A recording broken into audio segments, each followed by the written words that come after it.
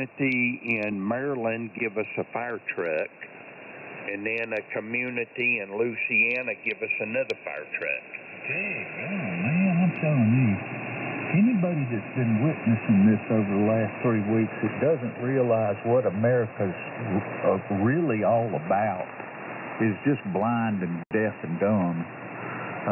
It's terrible that it takes something like this for us to show our real stripes, but it sure does give us hope that there really is still some America left out there. Oklahoma sent several trailers full of hay and feed for our animals, for horses, cattle. Several companies sent dog food and cat food, and then there was just a tremendous amount of bottled water. I mean, it just come in by the tractor trailer loads. So your water supply was disrupted? Oh, sure, it was off for, I don't know if you've seen me on Facebook or not. I started hauling water the next morning, set up giving people water, to use. It wasn't drinking water, it's just household water, to bathe in or to cook in. You could heat it up. It was well water, so it was good water, Yeah. Well, what? I don't know if we're Facebook friends. What's your Facebook listed as under your? What's it listed as? Rick Vassar. Yeah, I think we're friends. Yeah. Okay, I'll look it up. And as soon as I get the computer come up and running, I'll look it up.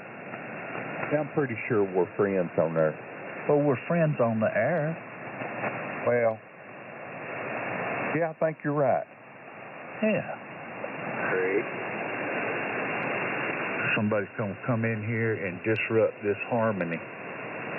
No, I'm not. But now you have verifiable proof that you have a friend. Point that out to Bruce the next time, that Tuesday has you down as a verified friend. Well, Bruce won't believe me. Somebody else is going to have to tell him. He already knows it. Bruce is just brutal. Especially, I don't know if y'all know, it's just me and Bruce. We get along just fine in here, testing each other. But if anybody else is in here, he's embarrassed to be associated. Well, not all the time he's not, just part-time. Yeah, it's disheartening. Good morning, Tennessee Marty. It's good to hear you this morning. Well, good to hear you, Tuesday. You too, Greg. Good morning. I'm surprised now. I really like you. Cool down here, Tuesday. I'm still in the 30s. I thought we were supposed to be warming up. Well, now, wait a minute. What'd you just say right before that? What'd you say? Yeah, Lord, I screwed up, didn't I? Yeah, I heard that. Nobody here. Don't tell anybody, Greg. I won't. Now you can tell Bruce you got two friends. That'd be too great a shock. He wouldn't be on here for a week. Well, if I count Ken, that's 3. So I'm still working on Richard. He'll come around one day. Well, we won't hear it. We want to hear him admit it. Just tell him come in there and tell her. Just say it one time. Yeah. Well, now you can't say Ken's a friend. It's more like Mutt and Jeff, Amos and Andy. He's your foil. Ooh, aren't you fancy with the terminology this morning? Did he say a foil? Yes, he's calling you a foil. Oh, God, didn't know he was there. Didn't mean to talk behind your back. Not. What is the term? Parry? Yeah, what is harmony? What's the fencing terms? Parry is one of them. What's the other? Thrust and parry. Yes. Somewhere you got some intellect about you. That was Florida Man in there, too. Good morning, Florida Man, Tennessee Marty, K4KMD. Good morning. I'm just trying to get over this harmony thing. This is what Greg calls harmony. It's 4-part. It's 4-part harmony. Would you like to join along? Man, I'm just trying to splash a little coffee in my eyes to wake up, but sure thing. Ebony and Ivory Together. We'll make history. Good morning, Pine Knot. Hey, good morning, Tuesday. I hope you're doing good. We can't go on together with Nope. suspicious minds. Old turd herders can't work too good without water, can they? Oh, got to have water. Good to hear you this morning. Hope everybody's doing well. Yes, sir. Same with you. We can't go on together with suspicious minds. Greg, get off and sing along with Mitch so I can say hello to Ben. Morning, Ben. Good morning, good morning. Morning, morning. I heard somebody way back in there seemed like BJ or something. Yeah, there's somebody there that's wanting to talk to Greg. Stand by, Greg. They got echo.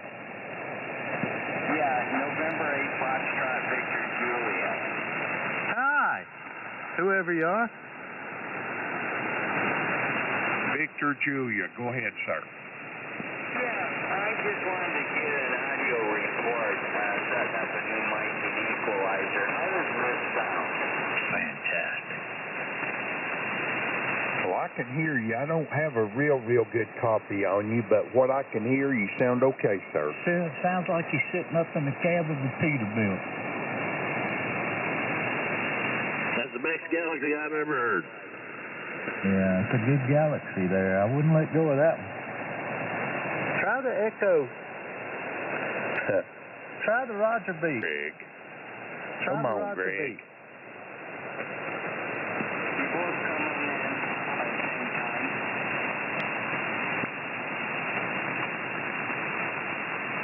Look down there on that base of that microphone, and you'll see a button on there that says Echo. Push that and turn it off.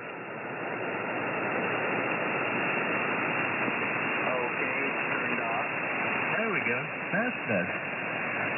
Oh, it had too much echo in it. Well, I'll be damned. He was on the Galaxy. Well, just the microphone. He's probably got it wired to something.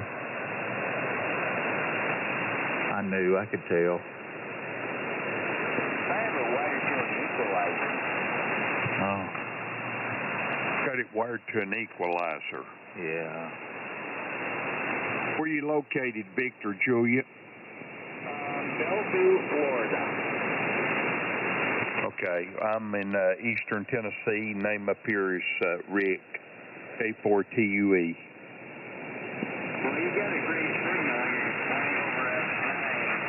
I'm only going to learn to watch my amplifier stop working. I got to get it fixed. Yeah, it would be nice if you had a little power in there because you're way down, but I can hear you back in there. What's the name down there? The name here is Jim. Okay, Jim. Very good. I heard it loud and clear. Okay, you take care. It's nice talking to you, and sounds like you've got that equalizer and everything adjusted pretty well. All right, thank you very much, guys, and I'll be listening. Okay, sir. K4TUE.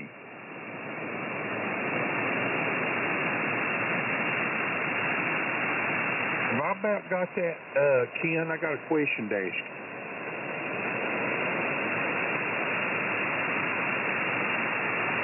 You're too late, Tuesday. He done vacated.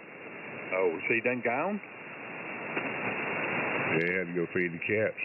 Oh.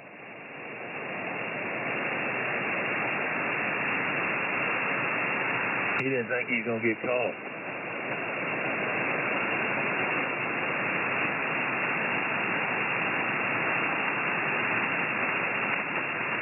What you doing this morning, Pine Knot? Oh, like I said, just trying to wake up. It takes a few minutes in the mornings, don't it?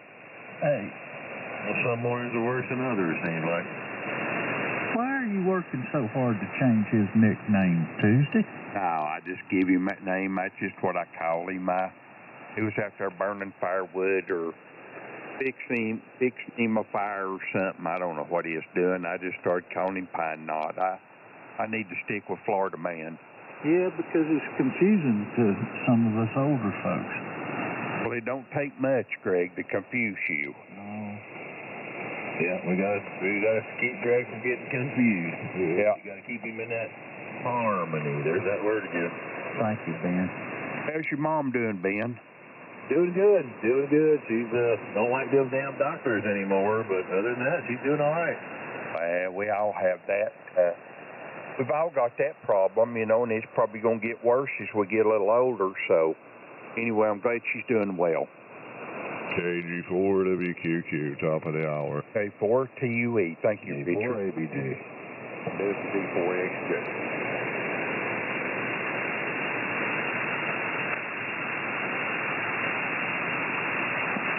What you been doing, Marty? Just getting those kids ready, getting them up, going to school?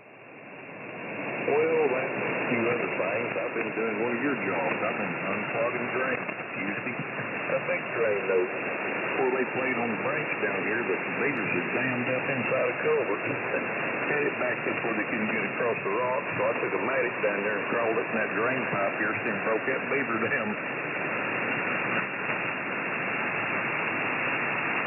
How big a drain was it? A corrugated pipe? No, it's concrete. It's like 4.5, 5 foot. I guess it's a 5 foot concrete pipe. It's a big one where you get in there and water left through it anyway. Dang. That's a big one, wasn't it? How long was it? It spans the width of a 2-lane road. So I just got up in there with the mattock and went up there at the head of it where the beavers had it dammed up and worked on it with that mattock and got it broke loose. Oh, man. That's interesting.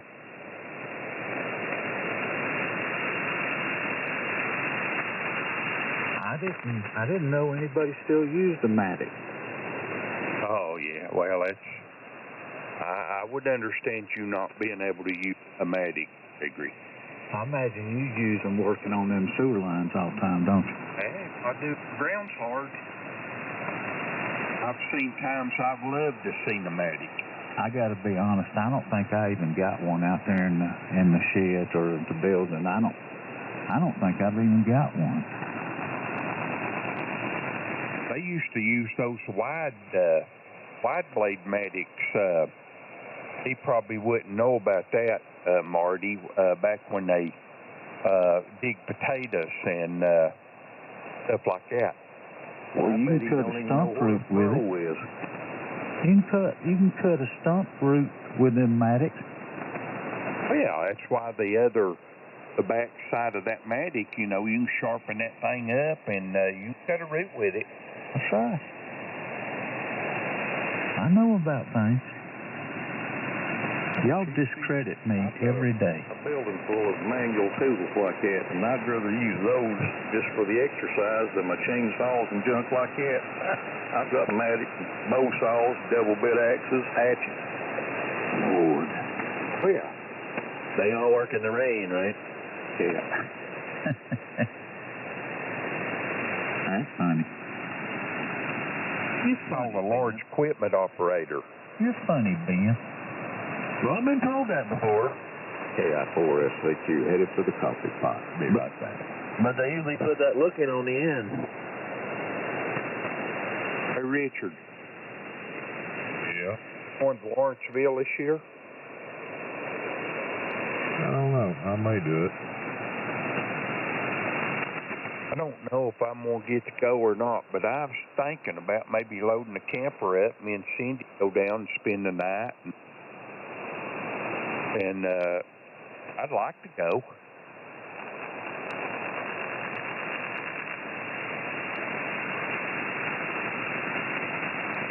I ain't been in a couple of years. I don't know. Going to music festivals or Maybe if I can get Anthony talked into going with me, I'll go.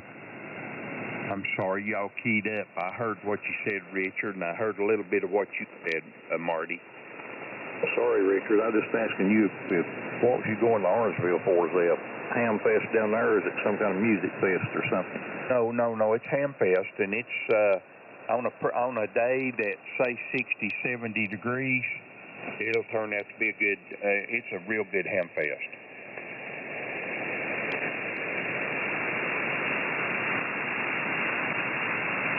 You know, Marty, you could just hop in a vehicle and ride on off over there too. I rarely go to Hamfest anymore, Richard. I've got spoiled with all this just getting on the computer and getting on eBay, Amazon, or HRO website. It's not the same though. You get to see a lot of equipment, and you get a good deal down there at Lawrenceville. I've been known to get some good ones. Morning, fellas. Up here forward, Jamie. Good morning, sir. Hope you're doing well this morning. I wanted to tell you something that happened yesterday. Okay, I'm listening. My wife has been asking me to check under the house to make sure everything was kosher. So Thursday I glanced under there to make sure it was dry underneath the house because we had a lot of rain. And I thought I heard something going through the drip. So yesterday I went in there and sure enough. And so I took a little picture, went down, went to Moe's, which was absolutely useless. And I went over to Nolan, which is a plumbing HVAC. And he said, what? I said, it's the old gray pipe, 30 years ago. And I said, Home Supply ain't open. He said, well, he said, you sure it's 3/4? I said, I'm almost positive it's 3/4. He said, well, I got just the thing for you. He handed me it must be about 12 inches long, stick joker. So you cut one end of the pipe, and then you cut the other end of the pipe, just slip joint right in there. And I came home, I told my wife, I said, well, we can do without hot water, because that's the line that was, where it was leaking. So we had to turn it on. When we had to turn it on, I will. I said, but I'd really rather wait till Monday. I said, because if this don't work, I said, Home Supply will be open, and I know they will have something, but I really hope that this works. And I looked under there, and I've got room, that joint right there at these joint is leaking like crazy. And the house is 30 years old, so you know what kind of pipe I'm talking about. Good morning. Yeah, I know what you're talking about. So you're going to wait till Monday to get your parts? So I already got the part. I'm just going to wait till Monday just in case something goes wrong that somebody be open. I've got the water heater cut off. I've got the hot water line cut off the house. I'll only turn on when I need it. Turn the water heater back on when I need it. It'll leak, but I, let it warm up, and then Monday I'll go ahead and turn it off and repair it and drain the water heater and start all over.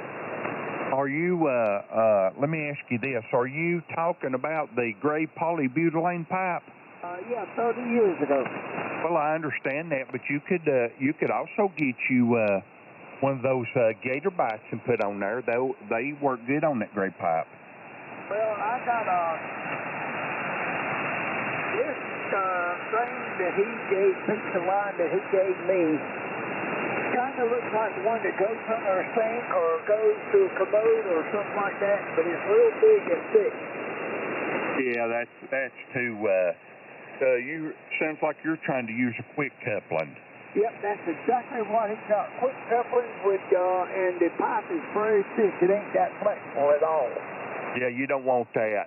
Get you one of those 3/4 gator bites, and what you do, just slide it up on the pipe, and it'll grab a grip. Cut it right where the hole is, or if you need to put your little piece in there, you put your piece of PEX in there. Well, that is exactly why I I am waiting on Home Supply to open Monday because they will have exactly that and a whole lot cheaper. I wished I was over there. I'd fix that for you in about 10 minutes. I know, but it is what it is. This house is 30 years old, and you know how that goes. I understand, sir, but it's not that big a deal. It'll work fine, but get you a little piece of 3/4 PEX pipe just in case you got to cut a little piece of your gray out. Well, it's right there at the fitting. You know, that fitting where they got a little joint in and they kind of clamped it together. Yes. It's right there. Yeah, I mean, it is like it is spraying big time. And so I'm going to probably go to Home Supply Monday. I'm going to go back. I took a picture of it. I'm going back to Home Supply Monday. I've got one of those little joints right over here that Lowe's didn't have and they don't have. So I'm going to go to Home Supply Monday and let them fix it up. It all costs me about $10 or $12. Yeah, they're not that bad. But you'll probably need 2 of them because you may not be able to stretch your, when you cut that coupling out, you don't know if your pipe will pull together. So get you a little piece of PEX pipe put in between it. Oh, yeah. When you cut that joint out, you got to have a space in there. Yeah, you won't. That's right. You want to. You don't want to pull that gray pipe because a lot of times those fittings they use for plastic and those fittings would break. Yep, you got that right. Well, I have, except for major plumbing issue, which we had a relay to go bad in the bladder tank, but except for major plumbing issue, I've repaired everything in this house.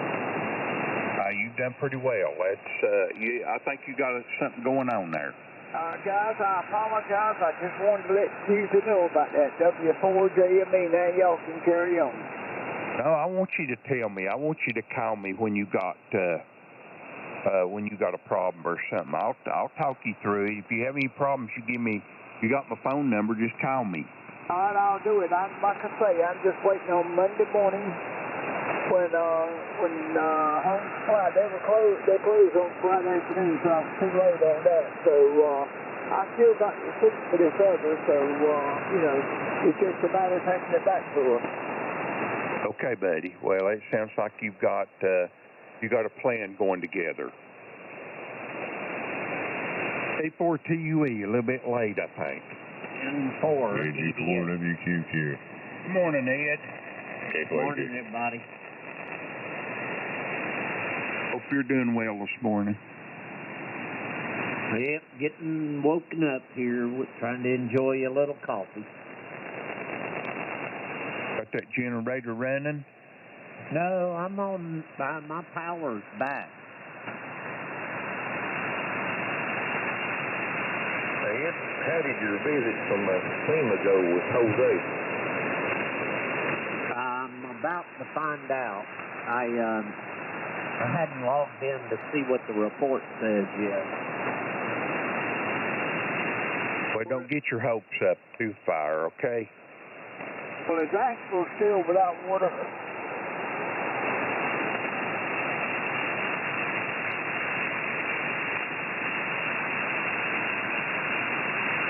I guess nobody knows. Is who still without water? Asheville. Oh, no. They got water. I got mud water. Yeah, they got water over there. If I know they said another section of town yesterday could start boiling water and use it to drink, but you can't use the water I'm getting right now. It's too muddy. Well, Ed, did they not go out there and flush the fire hydrants and stuff to get rid of most of that? They're still doing it. I mean, my hose, I've got a hose running out in the yard, been running 2 days, and I checked it yesterday, and I don't know if y'all remember that.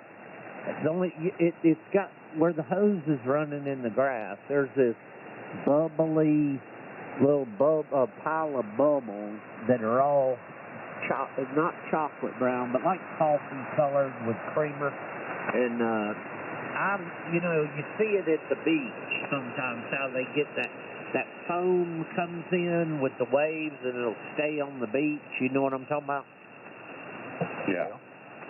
I don't know why, but that's what's accumulating where the water's running out into my grass. It's this little about maybe 12 inches by 12 inches, just foaming type bubbles that are brown.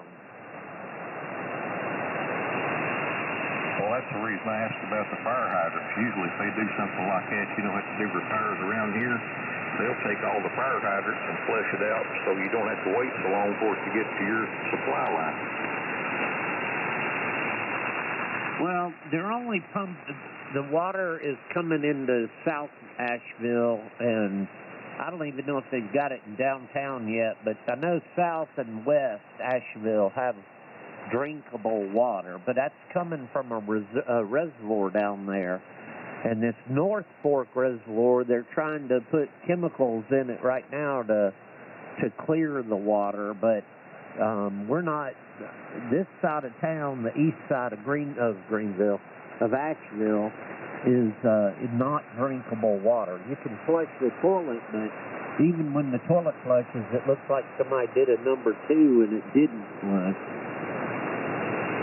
It's just mud and sediment in those big lines. That's where they had the water cut off and drained, and then they fired it back up and it washes all those lines. I'll tell you what you can do if you got a couple 5-gallon buckets. Run you some water in those 5-gallon buckets, and in the morning when you get up, it'll be clear.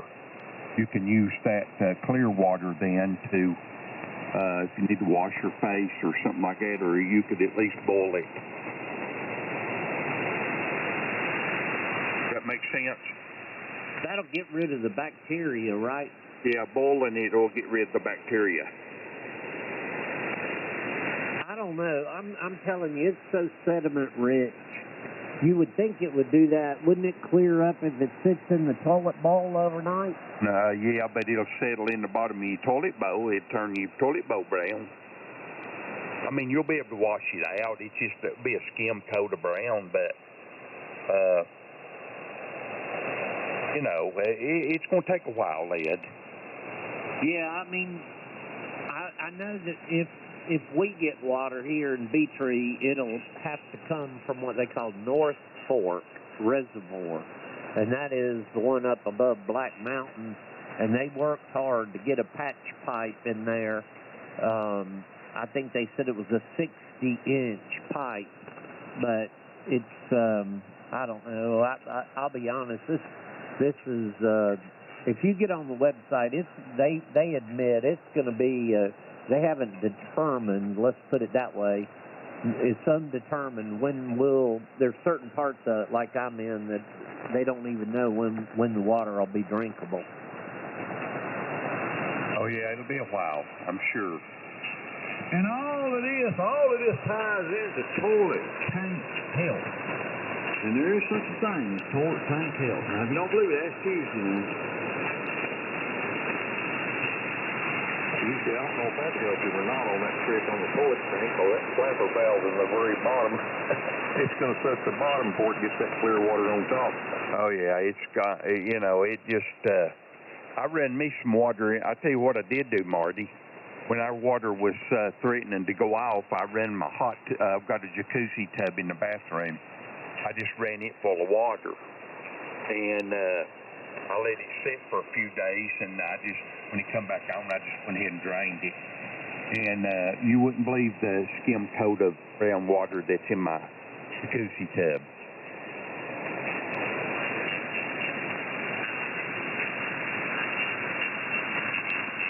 Boy, that old guy's wide, ain't he?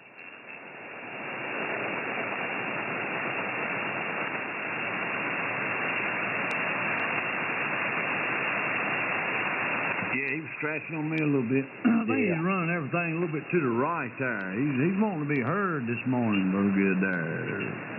K4KMD. K4TUE. K4ABG. Richard, I never did hear you say this about Alabama. Did you get into this mess down there?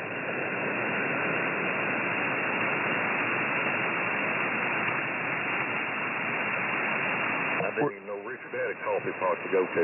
Where'd you go, Richard?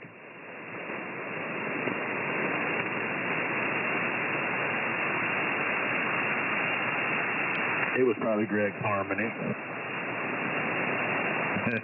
That'll do it, won't it?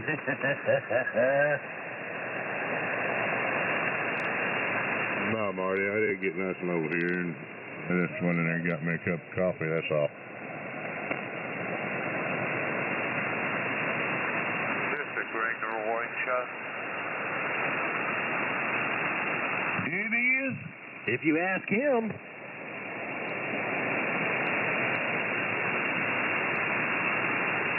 Greg's playing George Jones right now. He's playing No Show. I watched him sing that song.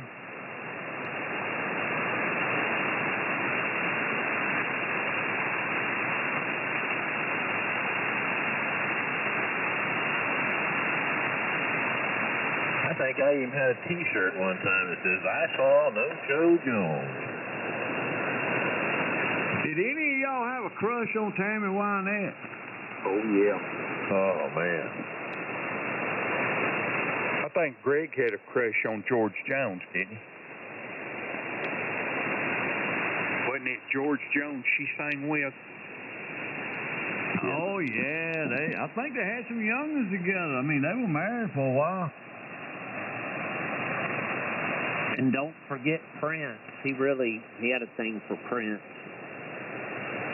Gosh. We talking about Greg? Yeah, he had the posters, and I noticed a couple of the posters looked like they had stains on them. I don't know what that was all about. I bet he had that big picture of Prince where he had them cut off holes in his back pants, you know. That's what Greg looked at.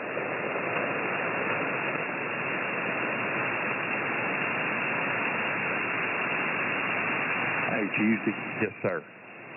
That guy mentioned, when he first come on there, was having a plumber calling about everything being kosher. That made me think, you ever notice your soft drink bottles and some of these products on the shelf that they got a little symbol, it looks like a copyright symbol, it says Pareve, P-A-R-E-V-E, and that's to tell the Jewish people that even those soft drinks and things were okay according to their dietary restrictions. I had never heard that. That's interesting. Yeah, you can look, and it'll have a little round symbol there, like a copyright symbol or something that says Pareve, and that means it's okay for them to use.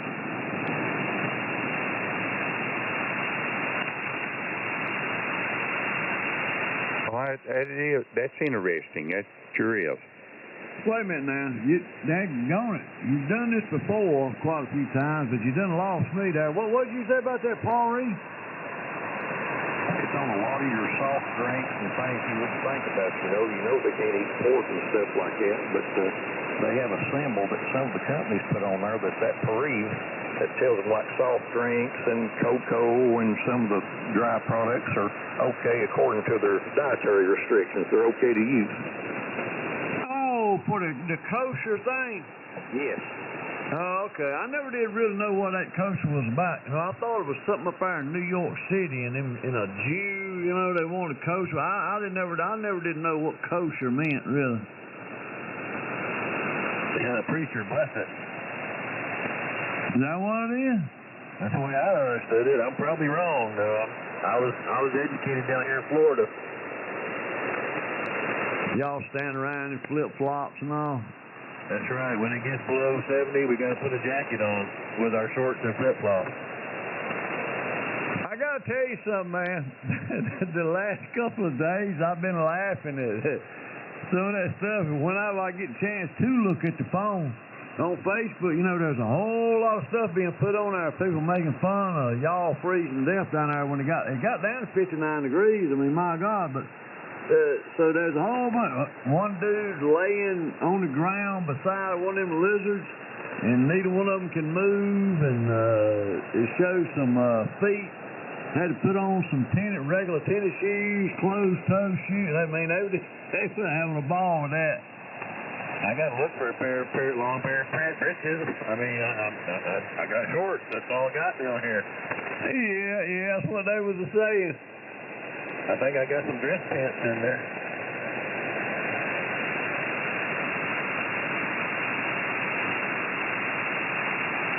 I normally tell my friends up north, man, we survived our week's worth of winter down here.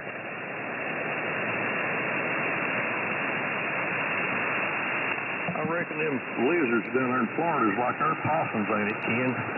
They get out there and pick them blizzards up and cook them. Yeah. They do fall out of the tree, though, when it gets cold enough. They got lizard falling advisories down here. You get hit in the head by one of them, wouldn't you? What about them lump lizards? Do they fall out of the trees too? Yeah, they definitely fall out of the trees around here, that's for sure. Just go on down there to any one of them truck stops. Hey, Professional company is what they say. who's our HVAC thermostat repairman? Well, Randy sort of, I mean, he's a chainsaw technician, but he can do that. Robert Dale's a small engine man. I don't know. They might be able to fix thermostat. I think the thermostat on the wall in here that turns my furnace on and off, because I don't have air conditioning, so that thermostat, it's one of those really old round ones that, it's got a little, it's almost hard to read the numbers, but, you just kind of turn that needle on the thermostat till you feel the heat, hear the heat come on. You still got mercury switch in there, then. That's that old Honeywell little round one that sits on the wall. Honeywell made them, I think. Yeah, it could be. I was just curious. I was going to try to buy a new... I've taken one apart some many years ago, but it seemed like in there just two wires that connect to a thermostat. Four wires, I think. He ain't got no AC now, Cheese. All he got is heat. Okay.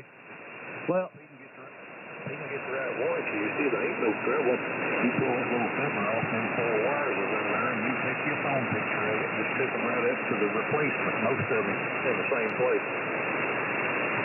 here's what happens. If I turn the heat, dial the thermostat down until I, can tell that the burner is, because there's a different sound when that thing's got fire in it versus just a fan blowing. But if I back it down to where I hear, the fire go off, it won't. What happens is it'll finally, the fan will go off a minute or two later after it's cleared the pipe. But so once it goes quiet and it's off, for some reason it doesn't want to come back on until I manually tinker with the thermostat.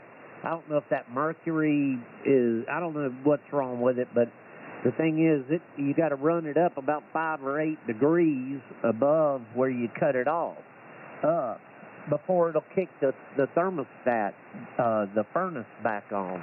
And the same problem exists. Once it comes on, it don't want to cut off until you go over there and turn that thermostat about 6 or 8 degrees less.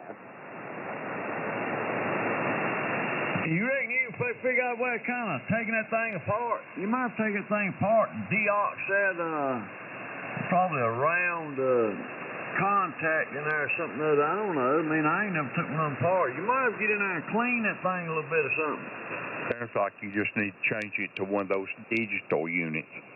That's what I ain't no was need gonna ask. rebuilding the I ark. figured I mean, if that's he what, can get, well, if, now, if I can find a, Lord have mercy, he gonna pull that I thing don't all need pieces in something there. that activates sonar. I've seen some of those wall units. Looks like you could program your house from, but I just need a simple digital readout that I can set and see if that fixes the problem. Oh, heck, man. Just try to take that thing apart and clean it a little bit. You'll figure out how it works, and you'll be one of the few people, left in the country still using them things. Probably a couple of hundred of y'all still using one of them round thermostats like that. I mean, that's something to be proud of. They got digital ones that look just like them round ones if you just like the round thing. No, I don't. I want it where I can see a number like 68 and expect it to come on. Right now, this morning the house went back down into the 50s, even though the thermostat was set down about 63. So it went down 5 degrees below where the I like it cold, but it didn't kick on until I went over there and run the thermostat up till it read about 70, and all of a sudden then I heard the darn furnace kick on. It don't sound like automatic to me.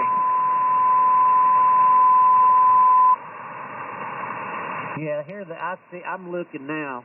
I got that Starlink set up out in the yard now, so I do. They're not that bad. It looks like I can find one for $20 or so. Get you a lookup heat-only thermostat. That's what you need, and you'll find all. You can pick it up. I'm looking at it right now. Pick up in stock. Get it today. $16.99. It's a Honeywell. It's not digital, but it's got the slide on it. So I mean, it's fairly simple. What did it say? Pick up today? Are you at home looking at Home Depot or Lowe's? No, this is Ace Hardware. Yeah, I could go find the Ace. Our Ace was underwater. Good morning, Charlie.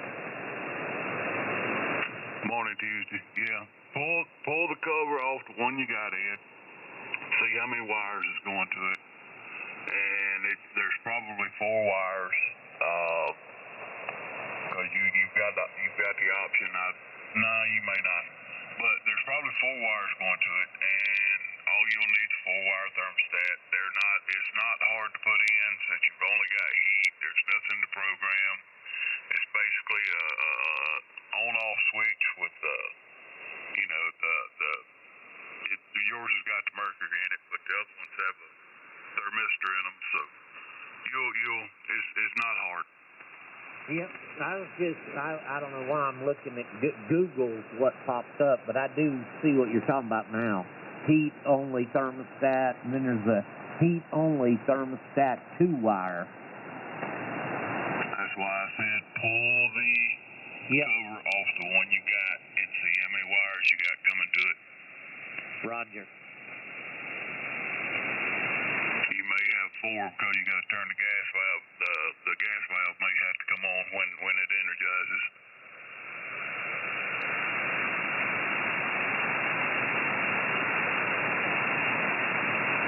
Or fuel, whichever way you want to call it. Yeah, it's a heat and oil.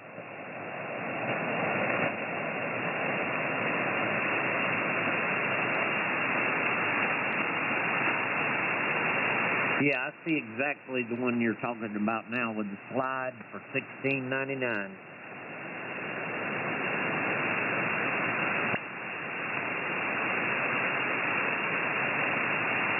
You'll probably be all right for a day or two, Ed. I think we've got a little warm spell coming the next 3 or 4 days, so maybe you won't freeze. Yeah, I know, and I've still got 2 of the window units over here in the windows, and I was thinking about taking one of them out today just because when it gets down here 28, 29 degrees, this house is already porous. I can, it doesn't keep heat well. I don't believe I've ever heard anybody call the house porous before. When I moved in over here last, I came into the house in March, and it was still cold. I went down in the basement, which had not been used for decades, and the cobweb, I think y'all remember, I told somebody, was just cobweb city down there. I mean, you couldn't walk without getting them in your face, your hair, your arms, but anyway, the wind was blowing outside, and it was blowing the cobwebs around in the basement. That much air was making it between the house and the foundation.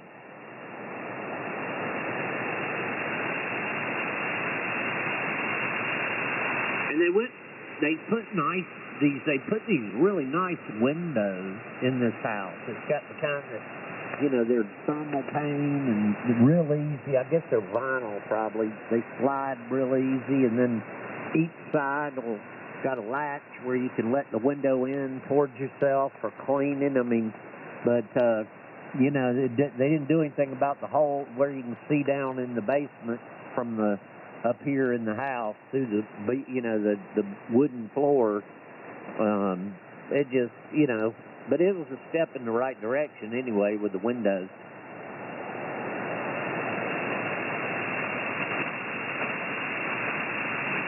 Sound like you need to get you 2 or 3 cans of that expandable foam and go to filling up the cracks.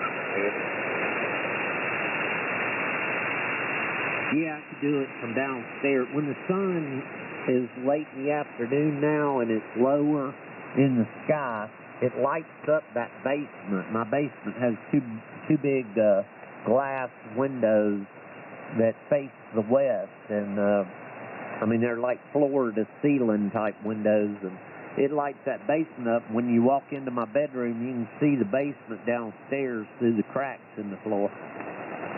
You not got any insulation up in the floor trusses?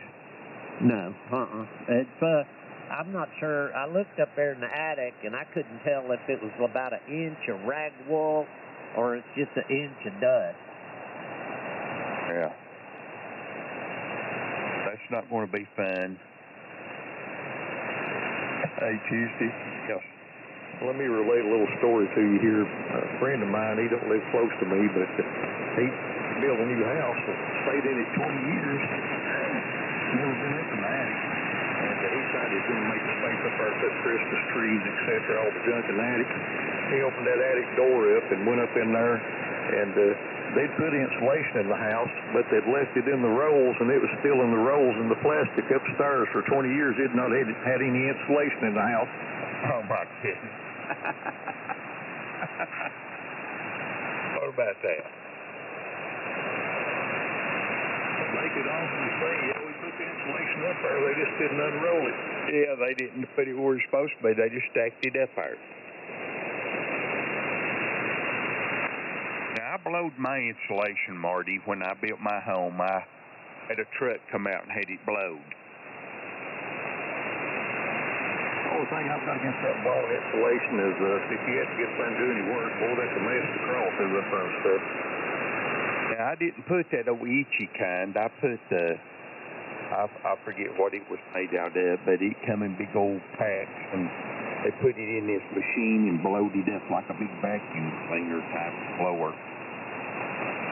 Well, what do you do if you want to replace ceiling tiles or something like that? Will that stuff not fall down in the house? Well, it would, but I've got sheetrock. All my ceilings are pulled and everything. I slatted before I put my sheetrock up, instead of just screwing my sheetrock to my or my roof trusses. I slatted all my ceilings with 1x4s.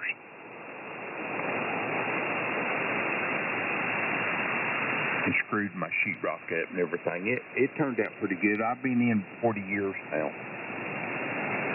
I got to get going, guys. Go to the rain room. Y'all have a good day. K4ABG, Fort Myers. See you, Ben. Have a good day down there, Florida man. Have a good day, Ben. Right on, Ben. Take care, brother. N4EDX.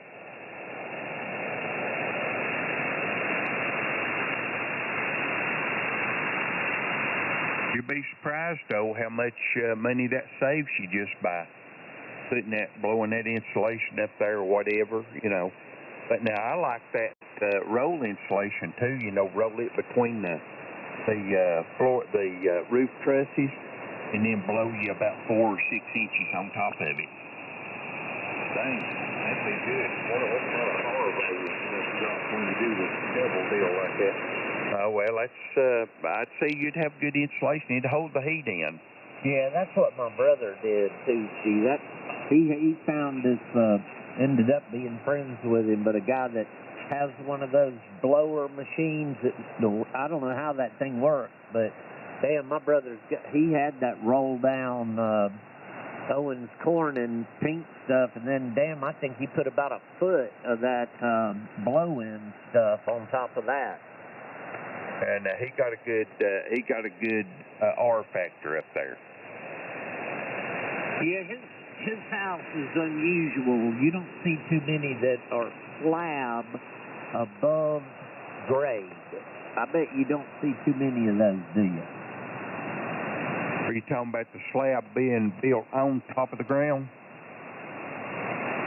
Slab is built above grade, meaning it's scary as hell, but you can go underneath his house, but you got to go down and you go underneath the concrete slab, and you got about maybe 24 inches or 30 inches to slide around on your back underneath that slab. I've never seen one of those. It's sold. His house is probably built around, I don't know exactly when my house was built, but his was, it was built with even a type of rock. He's had trouble when he went to add on to the house to match the type of the bricks. They were different type of bricks back then, but I guess it's 100 years old, somewhere in that neighborhood. Oh yeah, that would almost be impossible to match those bricks. They're about 18 or 20 inches in length, where, you know, they face out towards, you know, the exterior, but about 20 inches in length and about, I don't know, 5 or 6 inches tall. And he had to paint them. He found some, but then he ended up having to paint the bricks so that you couldn't tell that the colors didn't match. You're starting to see that more and more over here, people painting their brick houses. They got people that go around and like these old mills and old houses like that, they come in there with these brick hammers and clean those things up and put them on pallets and resell them for these old places. Oh yeah. Yeah, he had to use a liquid leveler in there. I helped him do some, I don't know, he moved a couple walls and things were funky about that, but he ended up using a liquid, very thin, like, top layer of concrete liquid that you pour out, you know, in like 5-gallon buckets, and you just let gravity settle it to level the floor.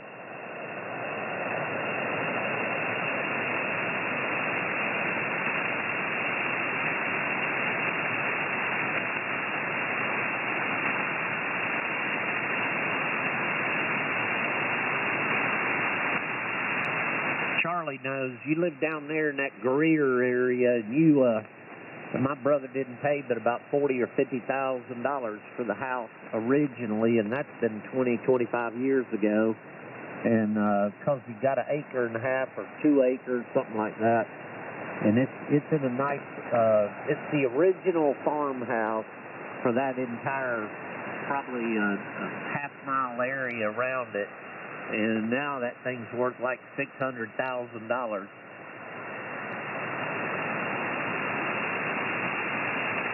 we paid $125 for this. It's got about 3 acres of land, and it has went up exponentially due to all the houses, you know, $400,000 and $500,000 houses being built around here, and our proximity to the middle school and high school. It has appreciated a good bit.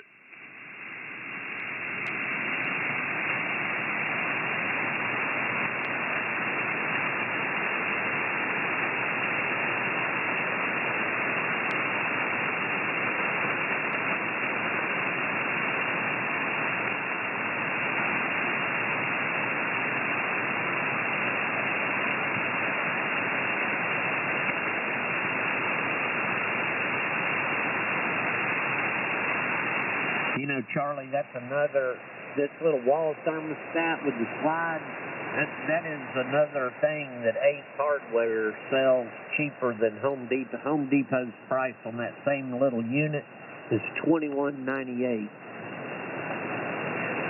Well, you go to Home Depot and show them that ad from Ace Hardware, and they'll match it.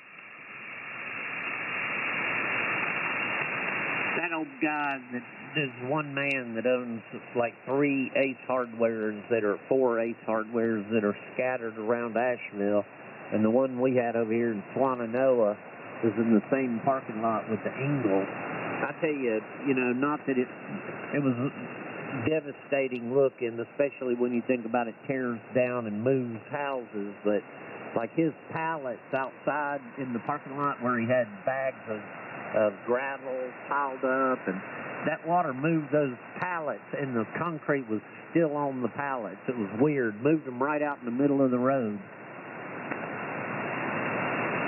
So it's just trying to rebuild the road.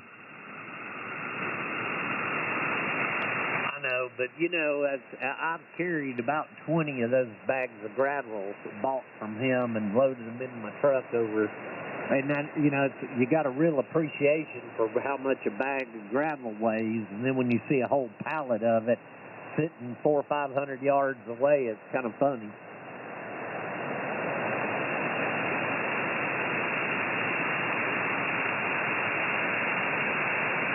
You know, like the pine, you know, not bark mulch, but the type of bark mulch that people use, that pine, you know, it's a bigger chunk. That stuff just about naturally flows.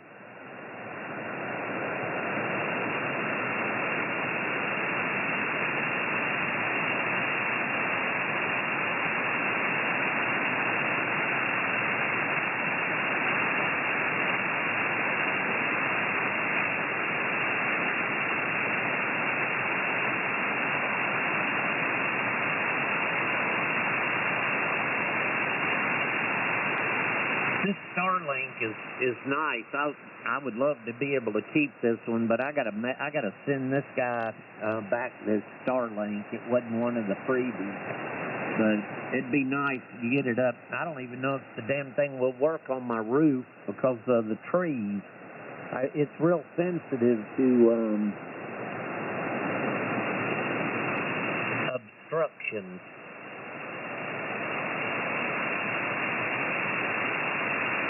Right now I'm having to carry the thing out about 30, 40 feet from the house out in the middle of the side yard to give it a clear look at the sky. And every time I get ready to leave this house, I'm having to go out there and bring it back in. I'm afraid somebody'd steal it. Probably.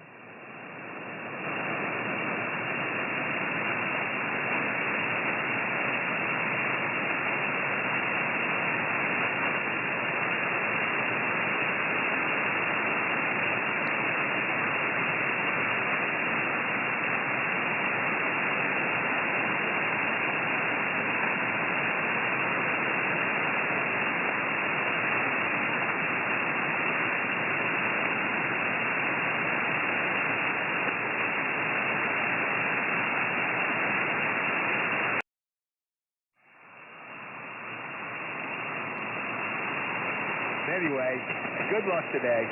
Thank you so much. Yeah, we're trying to learn CW, but man, it's a rough process coming. We got to keep with it. We'll get there one day. But thanks, Coach. 73. Thanks a lot, 73.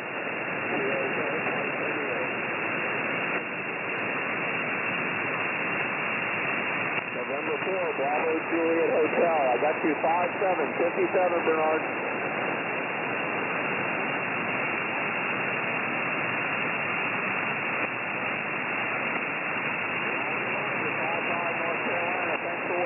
Bernie, stand by for Diane.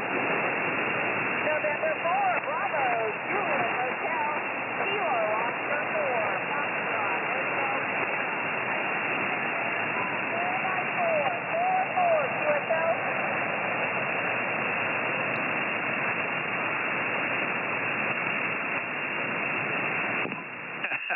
That's what I tell people when I have to wait in line or something. I says, "Hey, I'm retired and old and decrepit. I'm not in a hurry." That's what I tell them. They all smile. Well, I heard Dr. Peter in there. Are you copying Bill and Bobby there, Dr. Peter? And how did your trip go to Dallas with your wife? Over. Yes, to the first question. First, it's not your fault. Good morning, Bobby. Good morning. The radiation is not killing me now. Got up, fixed this cable outside that messes with simple fine. Cable pulled out of the CL259 by my mower. I go to fix it, and there's some water inside, so the semiconductor's all corroded. I just got that from the farm with a new piece of cable starting over.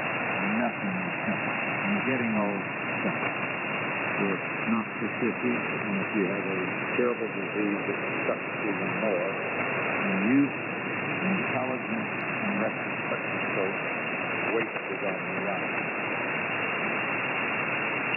Yeah, that's right. The youth is wasted on the young. Well, are you on your, did you get the 40-meter vertical back in service? Or I think reading between the lines, I think you're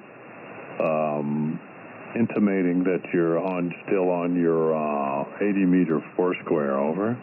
Yes, that's true, and I've been working on this, trying to make that cable work, where it's pulled out of the CL259 due to the mower and the section like the music.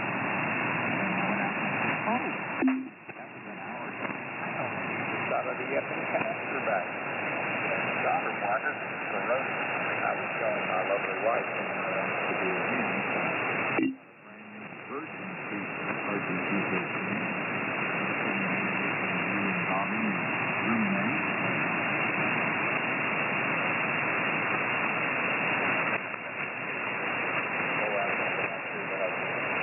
Hollowed out, building Arizona. There's little teeny holes in a bigger deal. Down to the my wife checked this almost 3 years ago.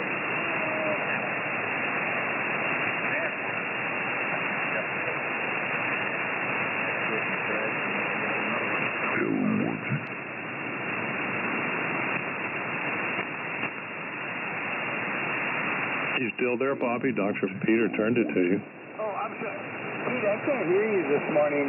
You're way down the Japanese, and you guys are having a battle for who's strongest. I'm not sure what's going on, but anyway, good morning from Arizona, and I wish I could hear you a little better. Brian, go ahead. I'll be better. Let me just fix this.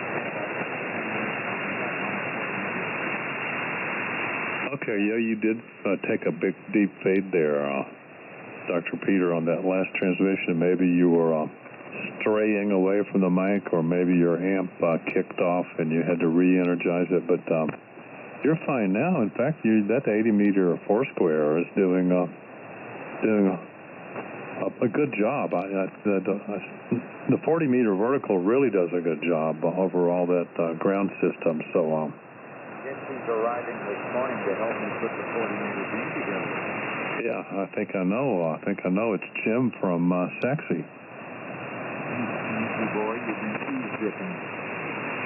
No, I was a part and parcel of all those QSOs. No eavesdropping here. I don't listen. I'm not a listener. I'm a transmitter. Over. Well, it's okay. Go ahead, Bill. I like that. When he said I'm a transmitter. Oh well, that's just life in the. It's my special ed grandson. His answer for all these things is life in the fast lane. Of course, he just turned 28, and what can I say? We go out and get sausage and biscuits all the time and things like that, and so whatever. Anyway, Bobby's got a good signal, and your signal is pretty good in here too. I'm running. I'm kicking out about 1,300 watts into a dipole up in the trees, about 65 feet, and all that good stuff. So Brian, you've been down on the coast, or what? I have, I get up early to go to the gym, but I didn't go today. Today I'll get on my own machine at home. So anyway, but Bobby, you're exactly where again? I know you said you're in Arizona.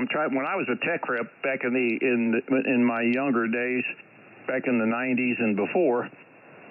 I know we flew into some place in Arizona to checking out some kind of a flight thing on a corporate jet, and where we were in Arizona was some guy there had bought one of the London bridges and reassembled it there on the west side of Arizona somewhere. I can't remember the name of it, but and the company that this guy owned, one of many companies, one of them was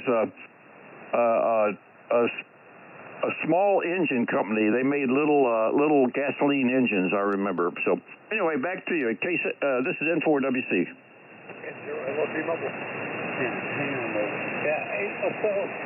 That was McCulloch chainsaws, and he produced them here, and probably other things. Yeah, Lake Havasu City, and it's right on the Colorado River. I see the river out the back door here. It's about a mile down the road, but it's when the moon's bright, the river is alight. It's beautiful and very smooth. Anyway, the mobile N0LOT, I think. Go ahead. Yeah, howdy. Boy, everybody's got pretty good signals right here. I'm Mobile out of my home cruiser. Right now I'm way south of Colorado Springs, heading for Edmond, Oklahoma. And so the guy getting the call is from Zero. Paul is his name, off Alpha Uniform Lima. And back to you, over. Yeah, okay, Paul. I guess I got the call right. Brian, you copy Paul, over? Yeah. Paul's mobile's coming through fine. I think the last time I worked him, he was in Pueblo, and now that's a pretty good trip going from the Springs. Guess you got to go clear across Kansas and into Oklahoma. Is that the idea? Well, actually, I'm heading south. I'm coming from Colorado Springs and heading south to 64. So I've got another 87 miles to go before I can turn west and, I'm sorry, east. On 64 east. And that kind of goes south toward the south. And I get to Oklahoma through the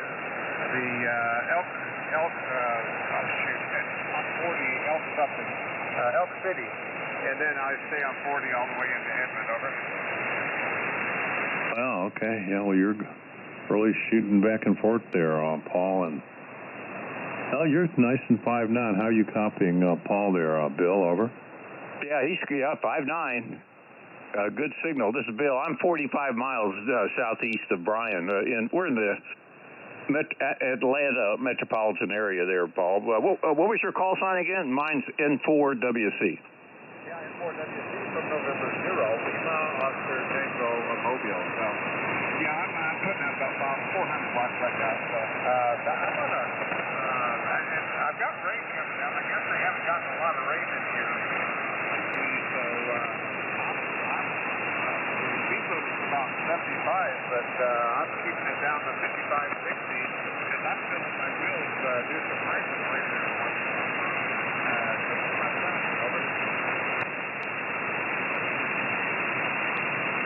Yeah, we haven't had rain here for a little while. Aren't we due, Brian, for some rain? I hope not. Well, I know I need it rained a couple of weeks ago. I need to cut my grass out front. It takes a while to grow with no rain. So back to the bridge real quick. The bridge was purchased by Mr. McCulloch, and it was, as he took it apart, they took every block, brick, or whatever, and shipped it over here, and then they put it back like a big puzzle. And if you look at the history of it, the lampposts are melted down cannons from the Battle of Waterloo. And, I mean, that's just what I read, so I don't know if it's true or not, but it's on the internet, so it must be true. W4, oh, God, I forgot your call. W4 Willie Charlie, I think, K7FX. Go ahead, Bill. That's close enough, N4WC. Yeah, when I was in the second tier of extra class 2-letter calls, and I had to submit 10 call signs with $10 back in, I guess, the early 90s. Well, I think it was the early 90s, late 80s, I forget. Maybe it was before that. And my 10th call, I had put down N4WC, WC for William Cook. But Peter calls it water closet, which is fine. But he wasn't the first one to do that. Back in Brian, you remember when they used to have the Hamfest in downtown Atlanta?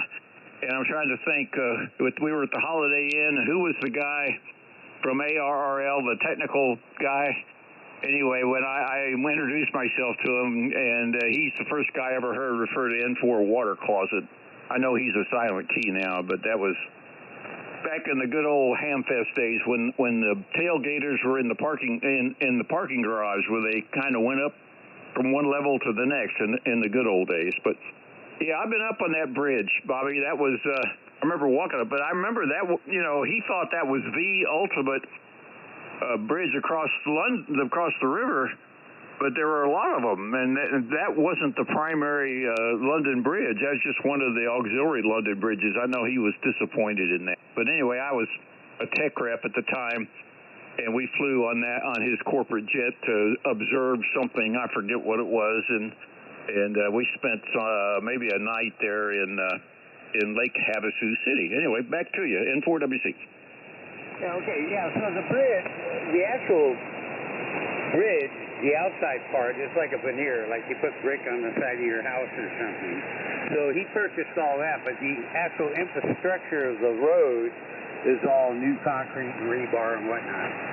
So yeah, there are quite a few London bridges that I don't know if he was disappointed, but it's pretty cool. And you guys probably landed on the old airport that was used in World War II for quick takeoffs and short landings, and I think there's a P-38 or something in the lake down at the bottom somewhere out there. But those are all million-dollar homes now, of course. And when I got here 32 years ago almost, it was about 18,000, 20,000 people. Now we're up close to 100,000, over.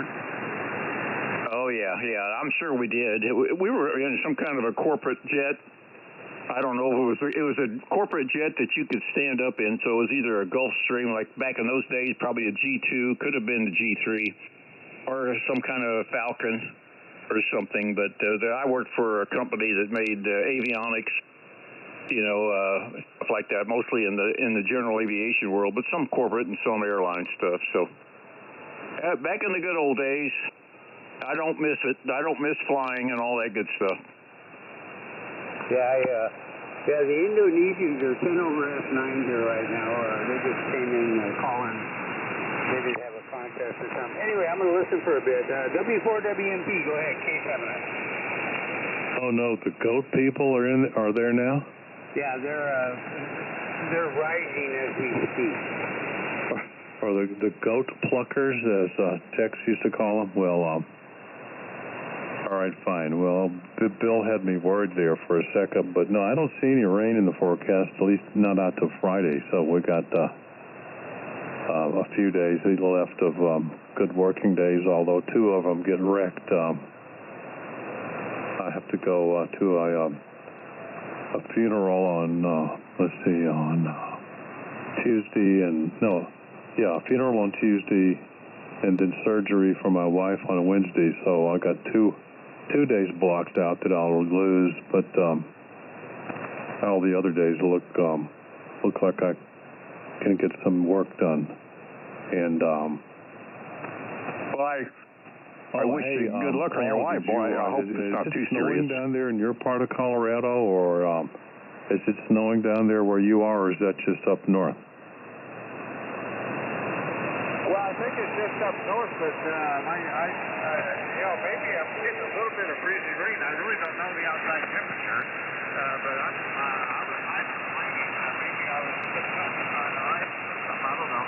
I don't. It doesn't seem like it's ice when it gets to wind chill, and I don't have my defroster on, so it's good. Very good. How's your temperature this morning?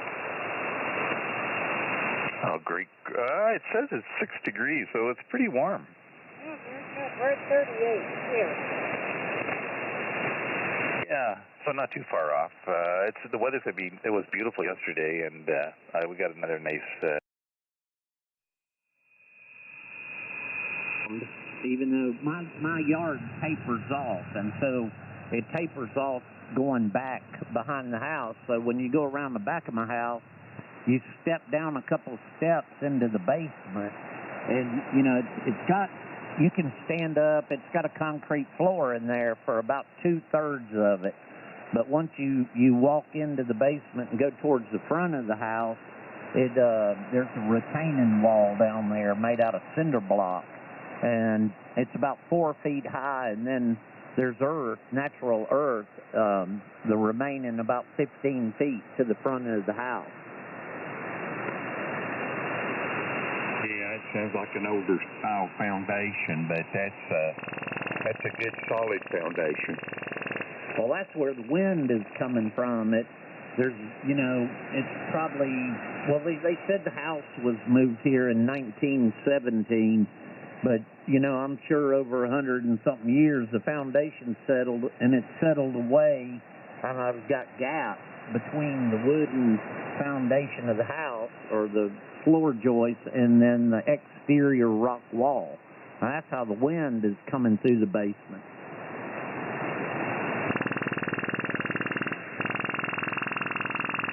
Yeah, I'm sort of like Hardy on that. Probably take a couple cans of that foam and go down there and try to foam some of those. I probably wouldn't use that expandable foam too much. I'd use the non-expandable that would just seal up the holes, For appearance sake, the outside of my house is sided with that old asbestos, those white asbestos shingle boards. Yep. So they got a bit of an overhang where they come down off the house, and so you almost have to be inside the basement to see where the gaps are, because that overhang of that asbestos siding covers the gap. But it doesn't make it airtight. It's just you can't see it from the exterior. That expandable foam's just about like me when I see a good-looking woman, Tuesday. You know what I'm talking about? K4HL. Well, that's, I don't know. Good morning, Todd. That's more information than what we need. That's the way it is. Come on now. There's more information than what we needed this early in the morning. What's going on, Charlie? I don't know. He's jacked legs down below us, eating me up or wherever they are. I figure I'd give it back to him a little bit. Oh, yeah, you're doing it. You're getting it done. Charlie, did you get your new radio yet? No. Well, don't sound like you need it. I got this Flex 5000 hooked up that I got at Hamfest. I figure I had to get a key to the amplifier. I may run it a little bit. Oh, yeah, you'll like it. That's what I'm running. I love mine.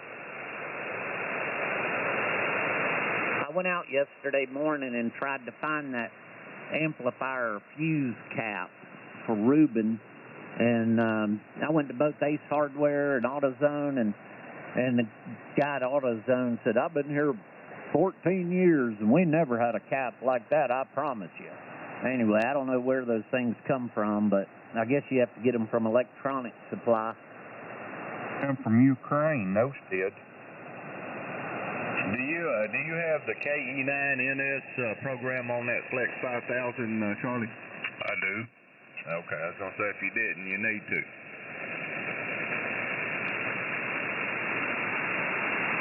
What's he got to do to get his amplifier cable hooked up? Y'all double Tuesday. Go ahead, Tuesday. What does he have to do to get his amplifier to operate with his cable, Todd? I was just fixing to look at that, see how mine's run. I'll let me do some research.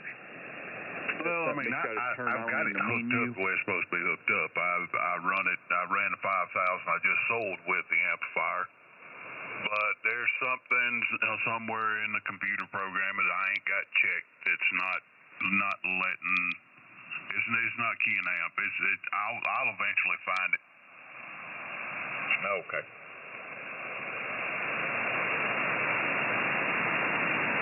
I'll look in my setup real quick and see if there's something that says about it.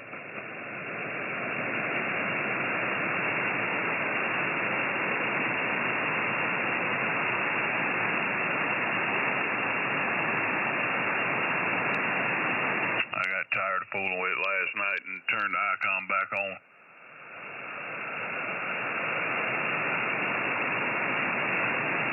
Well, I don't know why, but when I'm using this Starlink, it is, you know how when like it saves all your favorite stores, the ones that are closest to you on your computer. Well, like Home Depot and Ace Hardware, and even what's coming up on my local TV for news is all Atlanta, Georgia stuff.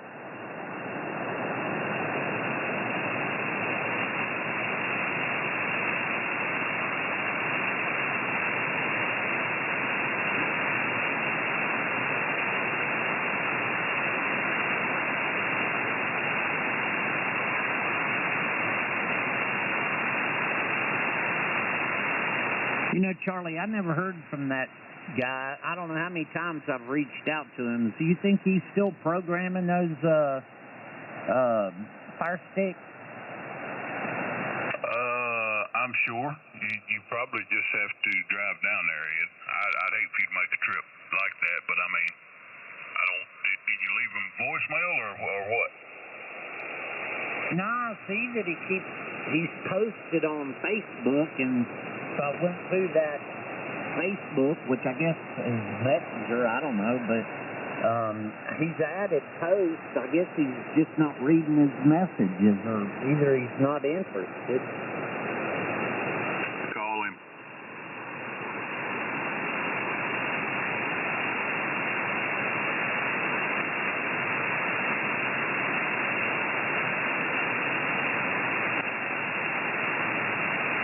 Tuesday, I'm looking at yesterday's Buncombe County Hurricane Helene update. For yesterday, it was 21 days since the storm, and it goes on to say that water has been restored to 60 people in Swannanoa.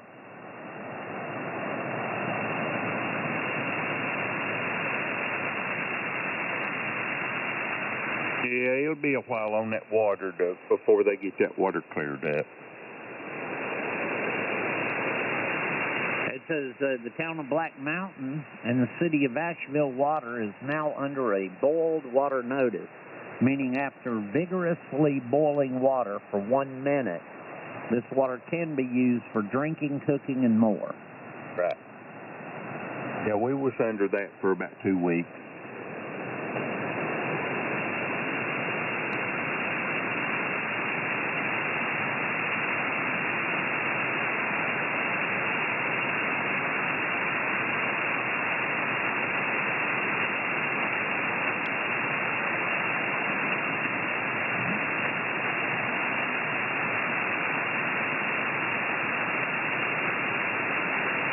I'll be right back.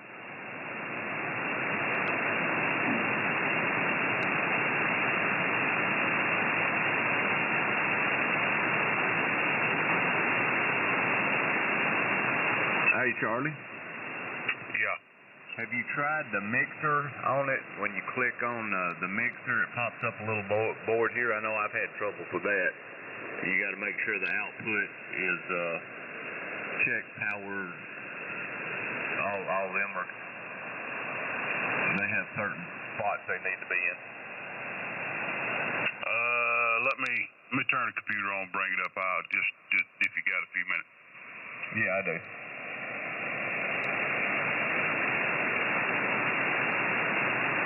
If you want, we could slide down a few, find a place that don't bug everybody, and I can just click on my setup and go through what all's checked.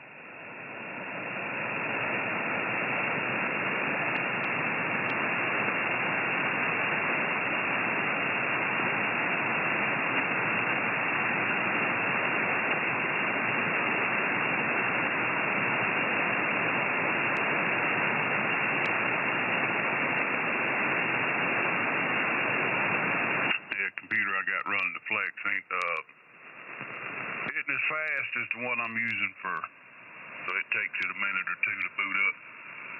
Oh yeah, mine was like that, and I went and got me another one. Y'all talking computers? Let me ask you something. My desktop computer here in the shack was the top of the line about 12, 15 years ago. It's Core i7 processor. Is there like a board I can add to that inside that box that'll make it Wi-Fi capable? This must have been one of the last ones that needs a hard line going to it. It may have Wi-Fi on it, Ed. You just ain't got it enabled.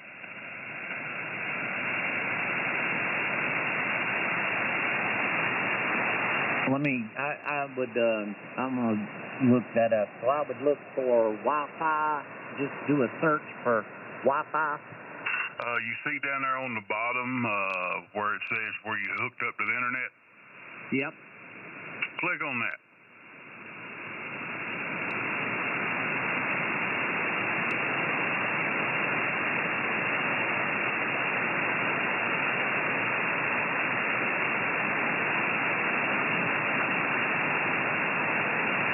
Oh, shit. Don't tell me. Hold on. I think it does. Most of them do. Unless they're real, real old.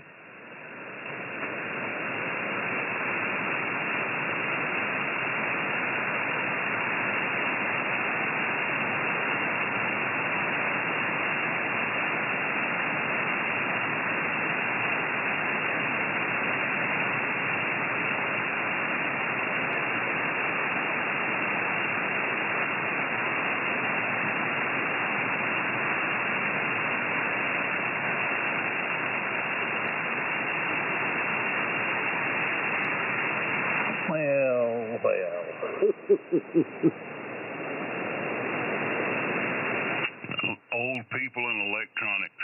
Unbelievable. Yep. It hooked right up to the Starlink.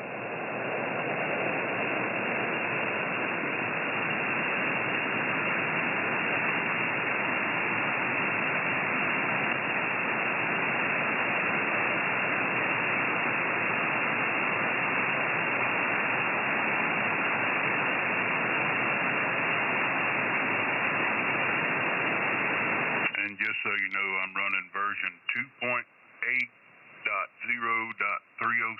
the latest one he's got. Yeah, you're more up to date than me. I hadn't did it in a while. I'm still at 208.169.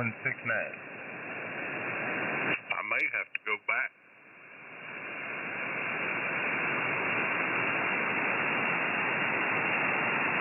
Well, mine's working good now. I'm done with the updates. Every time I do something like that, I mess up everything. All right, I'm going to switch over to Flex. I'll be back in a second. All right.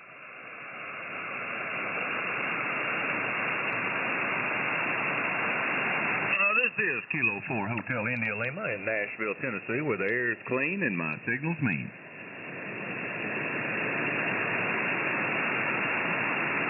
This is N4EDX. The one-eyed goat roping champion in Swannanoa, North Carolina. No goat roper. I've met a few goat ropers. How about a one-eyed goat roper? I haven't did that. That's the first. And being the champion. And the champion. Yeah. I mean, you are the man. Mayor of Beatrice. Just too much royalty. I can't. My head's fixing to explode. And didn't even make the runner-up for Ham of the Year award. I think the fix was in on that one. You know what I'm saying? I do. Because I was the most improved ham of 2024, and I didn't get nothing for that neither.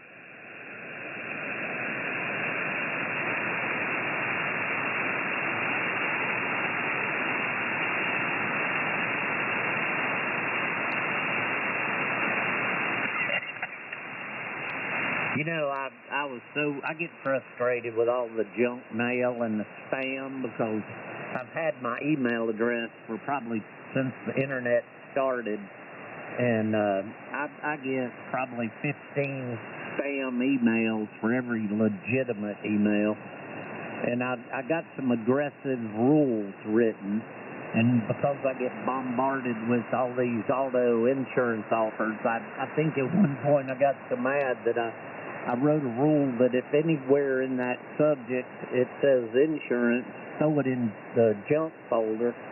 And right now, with the insurance companies sending me stuff, I'm having to go through my junk and read it.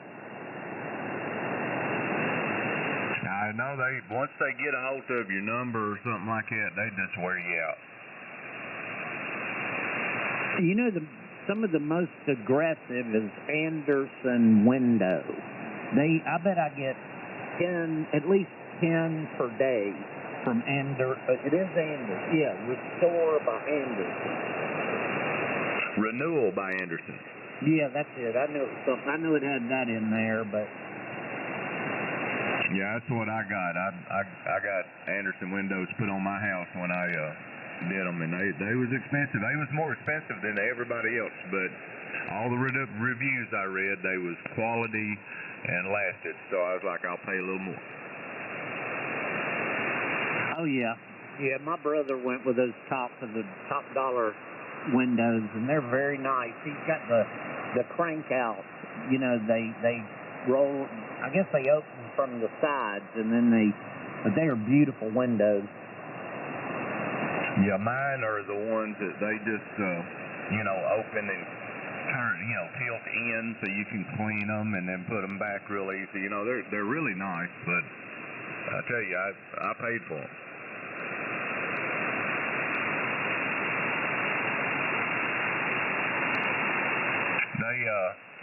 What gets me is I had them put in about 10 years ago, and they sent me a bill saying, I haven't never paid for my windows, and I'm like, well, y'all told me when I bought them that they would pay for themselves in 10 years, so I figured they was already paid for by now.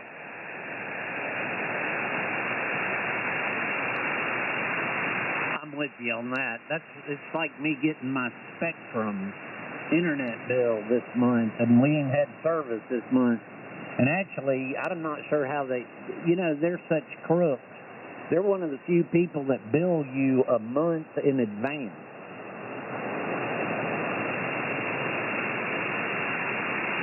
I'm sure they'll adjust that for y'all. Their billing There's cycle. There's going to be a whole lot of exceptions on a lot of stuff. I'm sorry, I think we doubled. Yeah, I said they're probably going to fix you on that.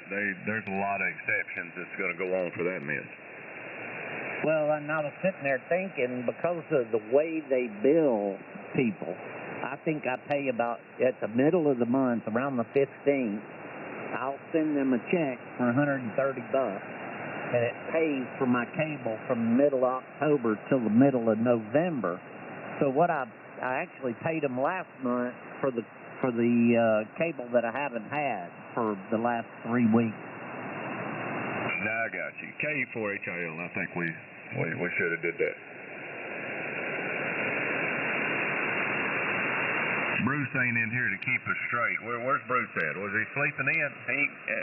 Unbelievable. He's listening, don't worry.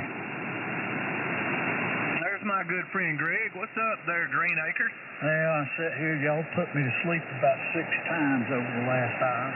Oh, get out of here, man. It has been nothing but pins and needles around here since I got in here. Okay, maybe it's just because I laid down on the floor with Miss Bell playing with her. That's exactly what it was. She's got that soothing effect on you. That's right. She's got good kisses and hugs, too. That's right. Well, good morning, Greg Leroy. How you doing? I'm fine. I hope you are. I'm feeling so good this morning. I got to sit on my hands to keep from waving at everybody. Okay, well, hold on just 1 second. Let me do this. KI4SHU. There you go. You're legal. You're good to go, and glad you're in there. It's anti-Bruce preventative measures. Well, with the signal you got this morning, I don't think Bruce is going to have a chance. Well, let me just tell you, he won't give in that easily. Where you at, Bruce? Come on. See, he's embarrassed to talk to me when other people are around, but if it's just he and I, we go on like brothers. Fighting and kicking and scratching. Yeah, you know how your brothers are too. It's like, oh, you gonna let him talk to you like that? That's the way Ed and I were back when he was a youngster.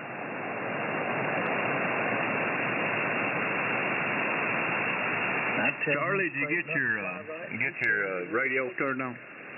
I would tell him to fly right and straighten up, and he would tell me where to stick it. He's a defiant little child. Fess up, Ed. Hang on, I'm trying to My log in the brother's 4 years older than me. And you talk about a brother that liked to see your little brother fight. He was one of them. He would, I remember going to football games, dude, and he would point at somebody and he'd say, "You gonna let that boy look at you like that?" And that was it, dude. That's all he had to say. I had to pony up then. We argued over things such as who was fastest on a dirt bike.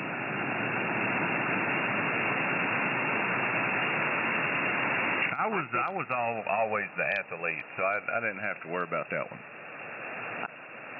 Greg, it's every Saturday and Sunday up here. It's like, what's the correct word? Recreational weekend for the rich and famous that own the most badass four-wheelers. They come up here and they're not doing anything but rubbernecking our neighborhood. I don't care for those things. I mean, I could see the purpose in them and all that kind of stuff, but I guess you and I assume you share the thoughts. I mean, that's fine, but that's no replacement for a damn dirt bike. It ain't no replacement. Yeah, it's no replacement for a chainsaw and a buddy. You know what I'm saying? Well, I don't know about that. I just know. Anyway. All right. So FEMA's showing my status as miscellaneous items eligible for $3,514.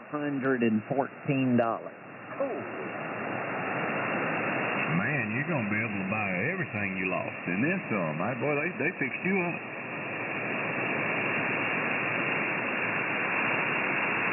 I guess I'm gonna have to scan in my receipt. Well, Todd, my radio, the computer decided to do a damn update. Okay, that's fine. I'll get it figured out. If all else fails, I'll pull that FireWire card out of that old computer, put it over here in the new one, and run it in the new one. One of the beauties of a Mac is you never have that. Nobody asks anything about a damn Mac. Nobody cares about a Mac. We're talking, me and him are talking. You did not have to interject anything whatsoever. I'm talking to... I don't give three fat rats' asses what you're talking about. I don't care what you're talking about because I'm talking. You're standing by until I get ready to not talk. He's making it rough on you, Greg. You're gonna have to pump it up. It ain't no problem. No. Don't even care. Somebody talking about a PC and then he wants to chime in. Oh, well, Mac is this, Mac is that. Mac is shit. Gave a rat's ass about I care, but it's not. See, he's still trying, but he just ain't doing no good. I rest my case.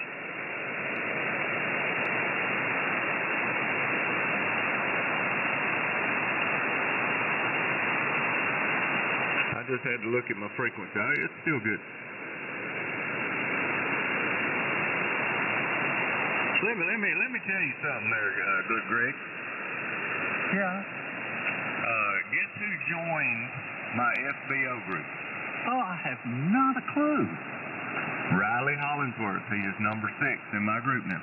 That is fantastic. That means you're not we, because I'm not participating, but that means you're close to settling that damn. It's like Clint Eastwood coming into a small town that's being run by thugs. You Clint Eastwood, aren't you? I mean, if that don't bring, you know, legitimacy to the organization, I don't know what will. Well, it's done wonders in here with people that claim to be friends of his. Yeah, I got some email chains going with him. We're gonna straighten that mess up. We're tired of it. Yeah. Good luck in the contest. Man gets paid to do nothing. I would like to have one of them checks. I wouldn't want to do what he does, though. Kilo 4 Hotel India Lima. My little timer just popped up. Do what he does? Hell, he don't do nothing. Well, he's paid his dues. He's been the man for a long time.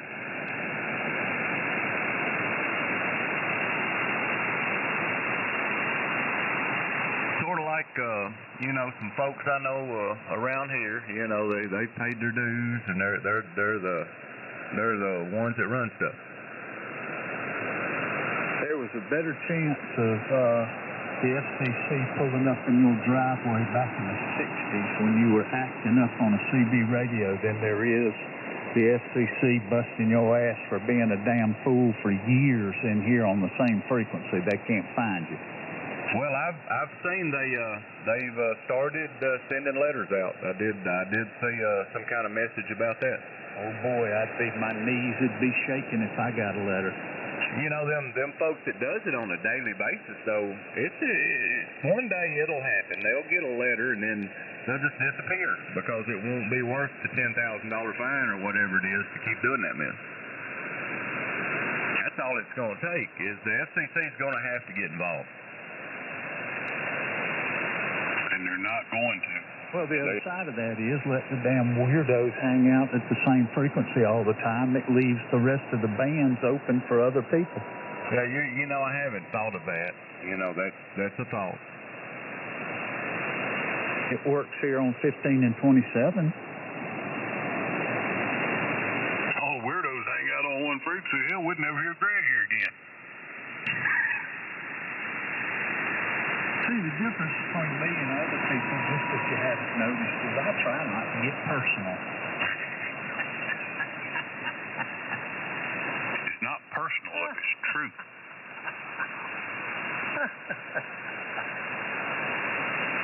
Yeah, I definitely don't like getting personal. Yeah, I don't either. KI4 SVQ. N4EDX.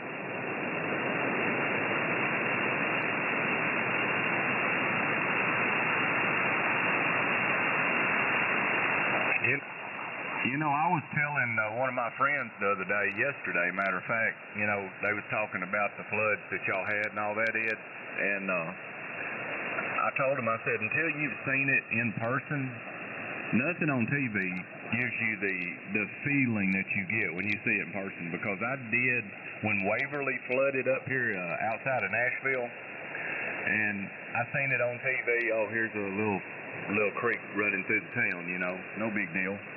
When I drove my truck up there to fill the propane tank at the Tractor Supply and I seen that town, my heart sunk. I mean, because none of the pictures on TV give you even a glimpse of what that was really like. Well, listen, I have a lot of time up there around Back Cave Chimney Rock, and I've seen Chimney Rock and all that. I've seen it flood. Not anything remotely like this time, agreed, but I've seen it flood many times. And people up there have known for decades that, you know, it may just be a matter of time. And by God, here it comes. I mean, that place has flooded something terrible before.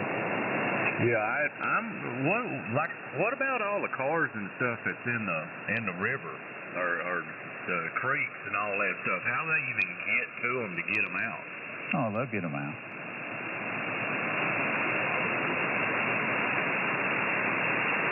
You think so? I think they'll get them out. Yeah, I mean, everything that's going on up there, it looks like they're dead set on trying to bring it all back. And I mean, they're trying to relocate the rivers back to where they were before, and all kinds of things. So, Yeah, I think they're going to try to clean it up and salvage what they can and bring it back to life. Yeah, there are piles of cars around here that have not been touched. Well, they will. You know, a tourist town like Chimney Rock's got two choices: nothing or try to save it. That's the only two choices they got. Around where you are, there is no choice. You got to bring it all back. There's too many people have lost too much.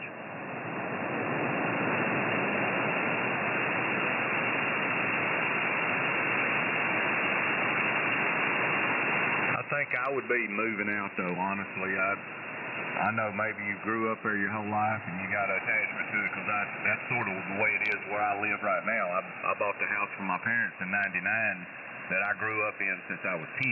So I know there's an attachment here, but if a river run through it, I don't think I would rebuild it. What town are you in? I'm in Old Hickory, right outside of Nashville. Yeah. Damn, that signal's big today. I got a big signal station. You know what I'm saying, Greg? Oh, come on. You know, Charlie set me up. Charlie knows what's going on. I got about 34 watts to drive, Charlie. I don't know who you're talking about, but okay. I trust you. Yeah, you know him. You know him. He's on here. No. I used to have a friend by the name of Charlie in here, but I don't know whatever happened to him. Yeah, he's still around. He's buying, selling. He's doing things. Okay, I'll take your word for it.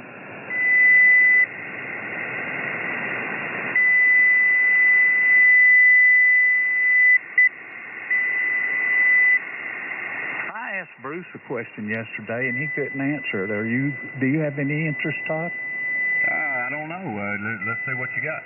I asked him how it is that somebody IDing in code, how is that an ID to people that don't read code?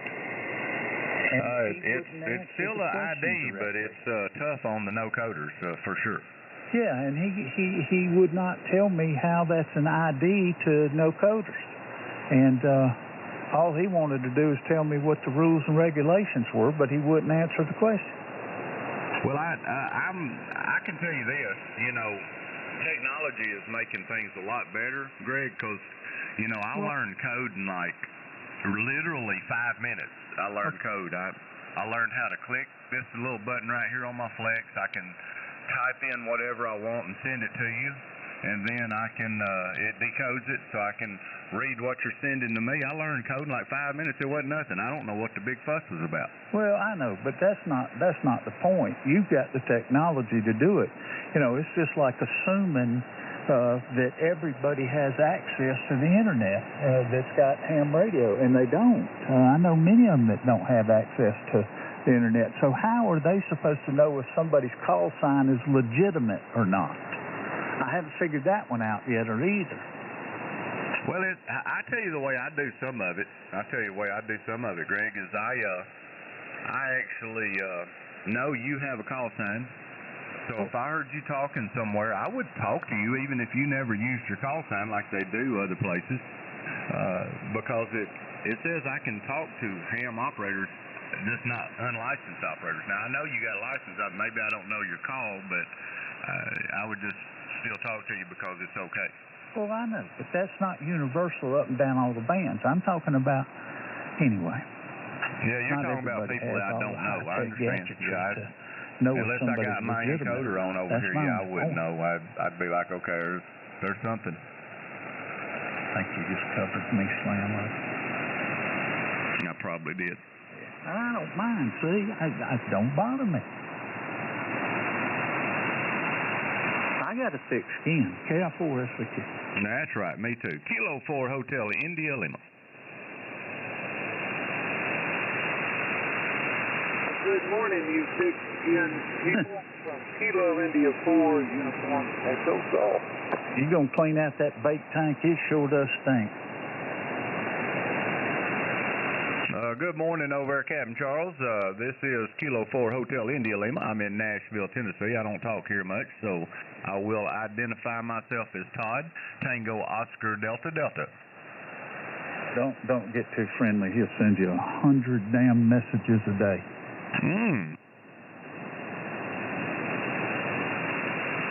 Over. Over. Everything is well up in there. Everything is awesome. I walked outside. I had that cool air. I took my little girl Emmy out, and she was running around the backyard, headed straight for the skunk, and I had to get stern with her. I was like, stop! And then get back over here, you know, one of them. That's why Miss Bell never gets off her leash. I mean, it's off to the race. She sees any animals, deer, you know, squirrels, especially skunks, and she don't mind smelling like a skunk. Kilo 4 Hotel India Lima 40.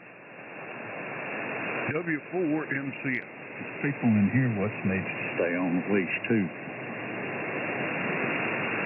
I'm on the flex, Todd, if you can hear me. Okay, I got you. You want to slide down a little? Let's go to 39. You want to go to 3919, something like that?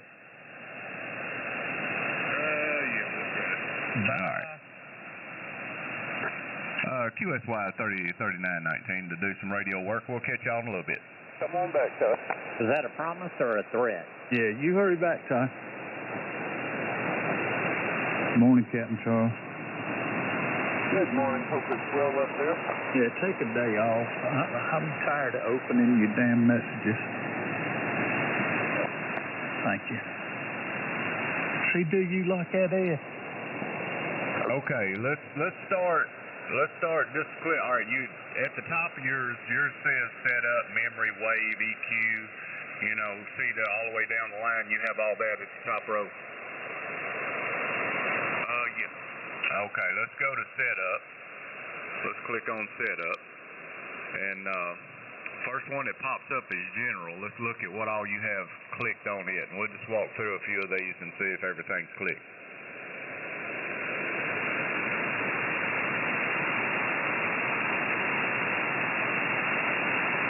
Should have brought up general, and you should have audio, RX2, VFX, you know, that on the... You're watching the birds dive bombing and busting the bait, and you know what's under that bait, and then all of a sudden the surface explodes, and you've got a big old huge, you know, Zara spook-like lure, and you cast that out, and you start skipping it across that, and boom, disappears. That's what I'm dreaming about.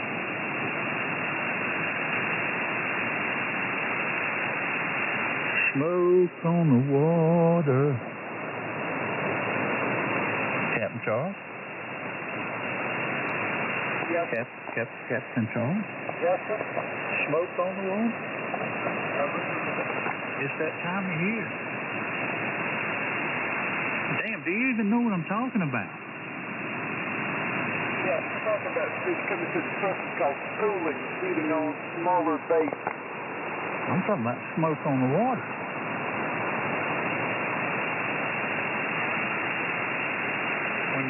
When the water's so much warmer than the ambient temperature, that's just about the favorite time of the year to fish. Surface fog.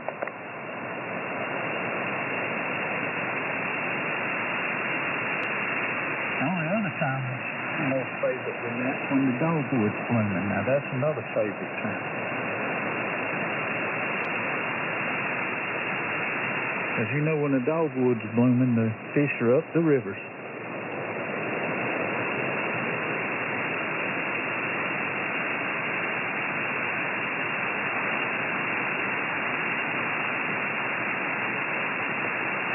M4MTC, good morning. Yeah, I told y'all he's probably been listening for the last hour. Can you go up the band just a little bit and get those knuckleheads that are splattering all over the place to stop, Bruce? Yeah, hang on. Thank you. Would you guys quit splattering on us? And tell them I told you. Blame it on me. they're going to do with a bunch of flooded cars? Well, Let's see, mine's got 10,000. I don't know what that means. Or 10 dots and a bunch of zeros. All right, that's good. All right, on the filters, amount is.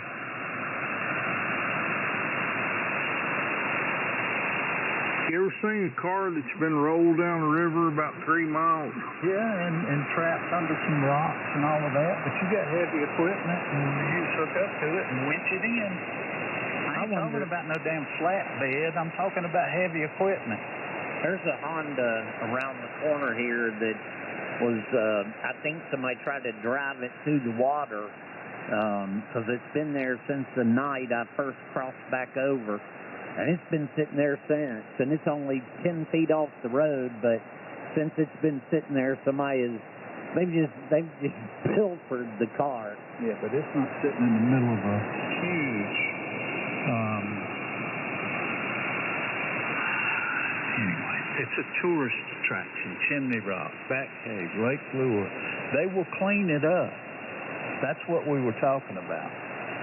Lake Lure, Chimney Rock, Bat Cave.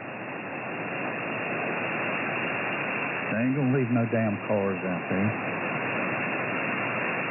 How much you want to bet?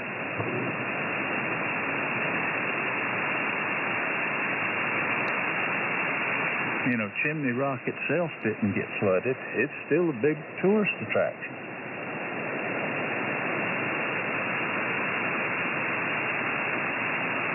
Have you ever been there, Bruce? More than once. Yeah. Did you ever go to the hill climb? Yeah. Used to participate in that. You participated? Yes.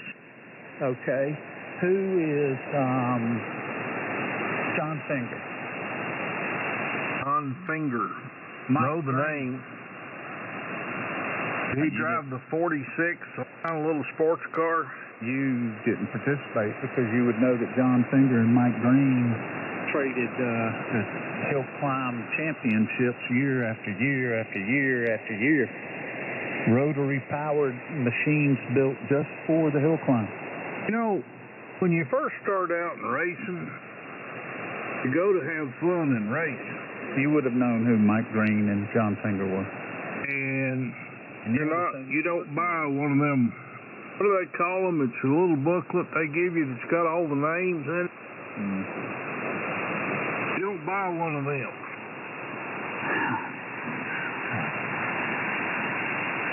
Nobody that's ever raced in the last, for the last 2 or 3 decades that it was up there and the race was still at, nobody didn't know who John Finger and Mike Green were. Yeah, the car, he had two of the rotary powered go-kart. He basically built a little custom chassis and then put a rotary, Mazda engine in it, and probably didn't weigh, the whole car probably didn't weigh more than 1,000 pounds, but the engine probably put out, I don't know, 200 or 300 horsepower maybe. Well, they were bigger than a go-kart. They were bigger than a Formula Ford or anything like that. But yeah, and they were special purpose built just for the hill climb. And those rotary engines were factory sponsored. Nobody promoted much of that. Didn't want people to know, but those wankos.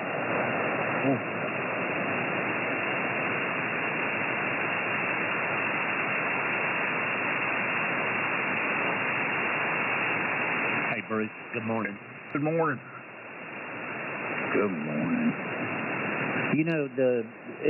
What he's saying is the truth about John Finger and Mike Green. But you know who finally came to Chimney Rock and started just beating everybody to death was when they came out with those Quattro Audis that were the rally cars, and hell, those things they could go just as fast off the road as they could on the blacktop.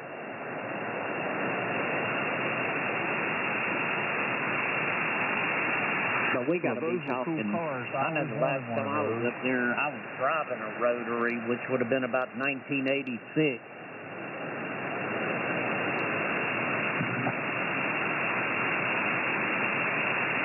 Anyway, it's a shame the liability insurance and all those other things forced them to stop. The owners. Anyway, the death of that child falling off of it didn't help. That was a terrible tragedy. A young girl fell off the chimney rock. Not during race time or anything, but anyway. What do I know? So you think it was the cost of insurance is why they quit running the hill climb? I'd say that it was significantly contributory, yes.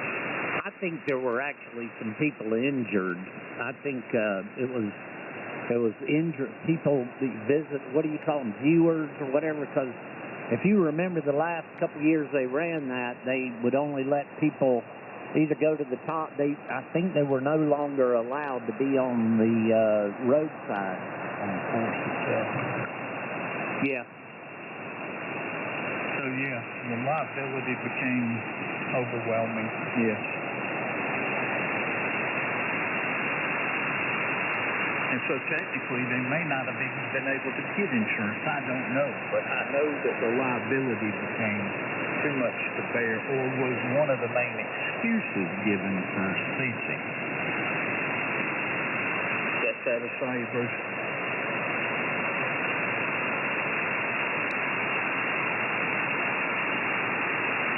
Seems like I remember that the Chimney Rock Council decided that we're no longer going to have a hill climb. I don't know if they were the ones that decided it or not. I don't know that. Why would they decide it? It was one of the most significant revenue generators they could have ever had. What council would shoot their revenue in the foot? Same council that said we're going to stop every Harley Davidson that comes through Chimney Rock, and if they've straight piped it, we're going to give them a warning ticket. Okay. Did they do that? And if we catch them a second time, they'll have to pay for both tickets and court cost on both of them. Okay. So they actually did that? Yes. Okay. I was unaware of that. Now, I can imagine as tight as that Main Street is in Chimney Rock, they probably lost some damn plate glass windows due to it over time. I wouldn't doubt that. But I imagine down there in the curve, down there at the end, and down in that area, I imagine the revenue was hurt by it.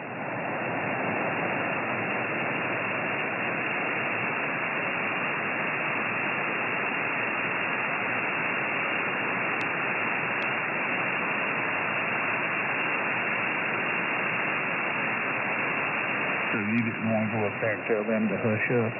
Well, not leave you and miss all of your intellectual capabilities. Hear that, Ed? Yes, I copy that and confirm receipt of it. You didn't want to put the bullshit indicator on it and see what level it was?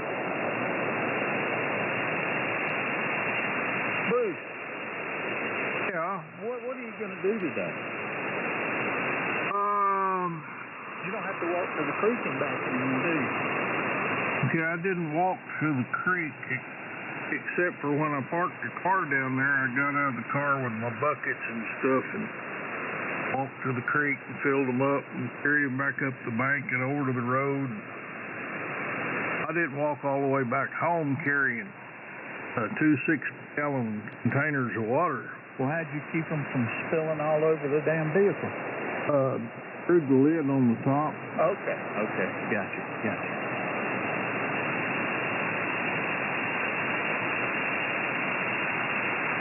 But anyway, you don't have to do that anymore, so what are you going to do with all this extra time? Talk on the radio, help Nick put up his antenna. You already helped Nick. Yeah, how about that? Okay, but I'm talking about going forward. Well, he's still got problems. I've got to go back over again. what are his problems now? His box delay is set too long. Yeah. One radio, the other radio, the audio settings are way off. All right. I've got to get to Walmart, but although the one on Sales Bleacher Road is still closed. Dear Lord, you would go to Walmart on Saturday? Is it Saturday? Sit down. Gotta go vote. You gonna do early voting? Not if I don't get up early. Well, why don't you just vote on the voting day and go vote with your neighbors and say hello to everybody and enjoy your exercising your constitutional rights together. Hey, Ed. There's no hope for this country. There's no hope left. This picture where half the road's gone, where is that? Is that Bee Tree? Ed? Ed? Ed? Oh, hell, I hope he's not gone for 2 years again this time. Did you get these pictures he sent? I don't know. Probably not. Nobody sends me anything anymore. But you could friggin' look and see. Wait a minute. I seen you stuff. You told me not to do it no damn more. Make up your mind. You can't lie and then come back and tell the truth. Morning, Captain Charles. Good morning. He's getting more like that damn boy, Little Newt. He's getting more and more like him. You know, you were talking about your constitutional rights earlier. That's important. Election day. My constitution. Erection you mean when I go day. down the hall? Yeah, your election day. Oh, God, here's some pictures from Ed Mulvaney. There you go. You might not have sent them to you, sir. You get him, Captain Charles? Oh, them damn buzzards are waiting on his ass to fall over in the yard.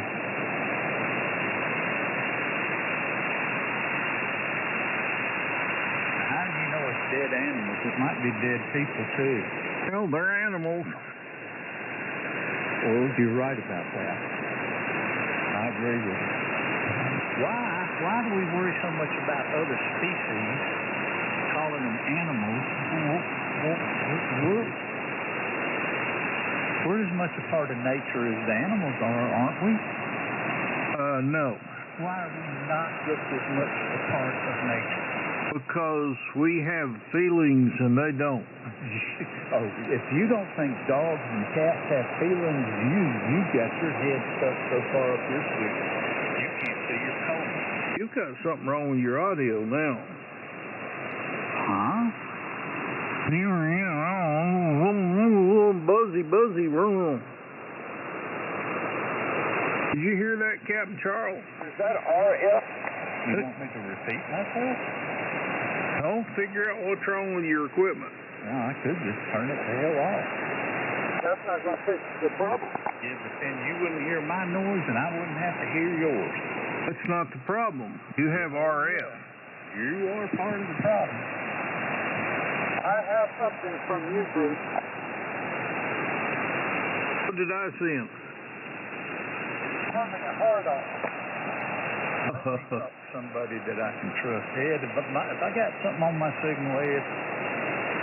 Not now, but you did. Were you grabbing the microphone or something? You might have been. You could have been. I don't know. Maybe.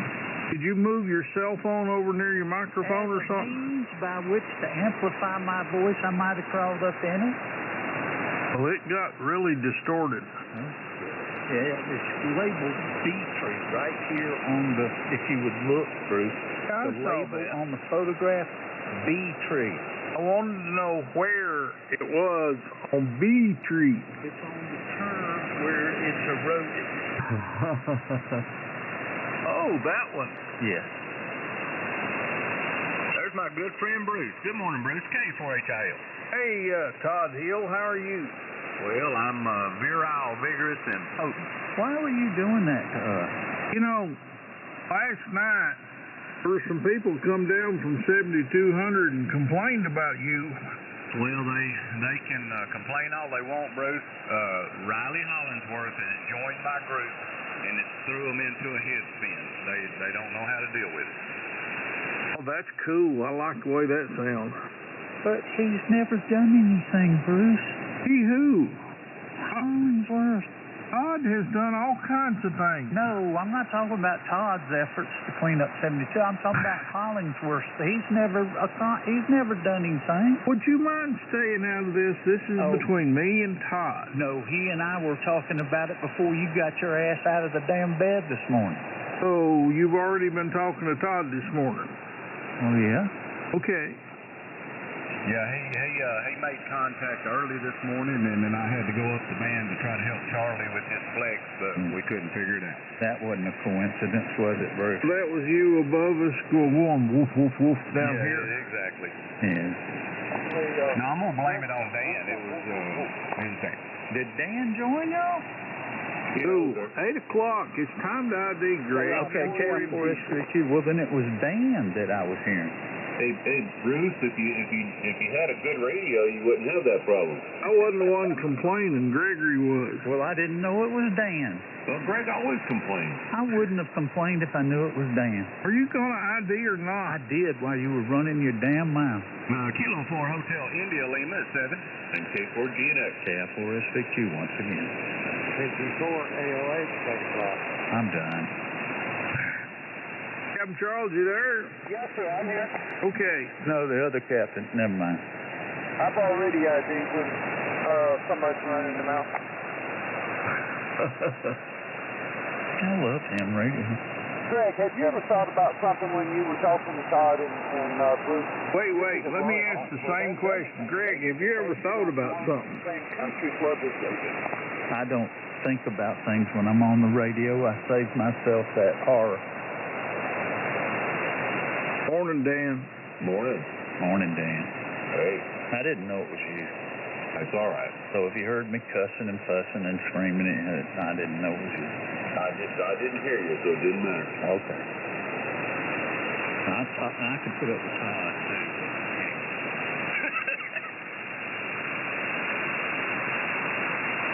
Is that what the guys are complaining about, Todd? That has Riley actually gone on 7200 and said something?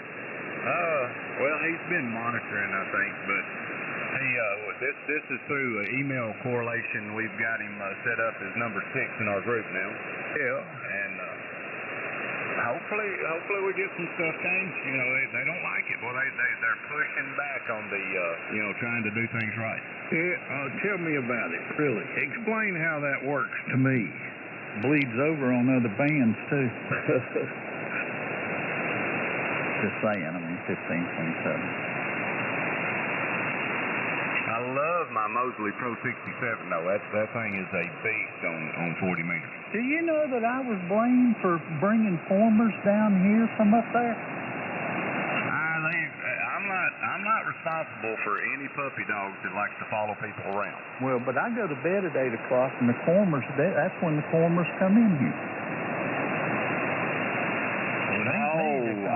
So you're the cormers, what they're saying. They ain't coming to get me, that's for sure.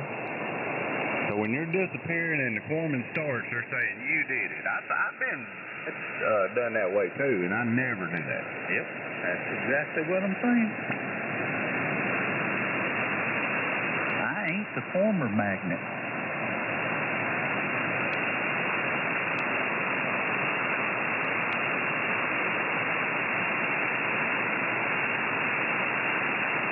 But Greg, you know, when you go over into the hood and you say, "A bunch of niggers come up here where I live, we'll kick your ass," you are opening a box of worms.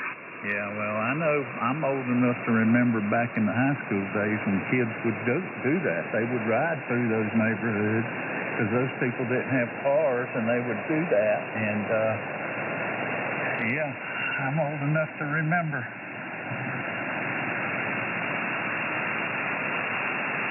That's why Johnny doesn't want you going 7,200. It'd be different, but you've got to participate. What are you're saying I wouldn't be able to resist participating? Affirmative.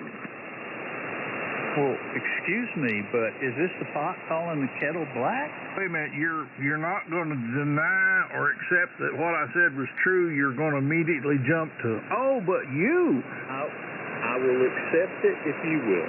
Okay, yeah, I accept it. Okay, I accept it. That's two of us, Todd, that have been trying to help you out. What is this, some kind of asshole convention or something? Asshole. Call your buddy Penis Head. Good Lord. Here we go. The hell's 3915 come to in the mornings? See, Todd? Some good old talking, Johnny. That's all it is. God almighty. Bill Kaiser would run a damn bunch of his ass off of here. Never in my life. Just don't listen.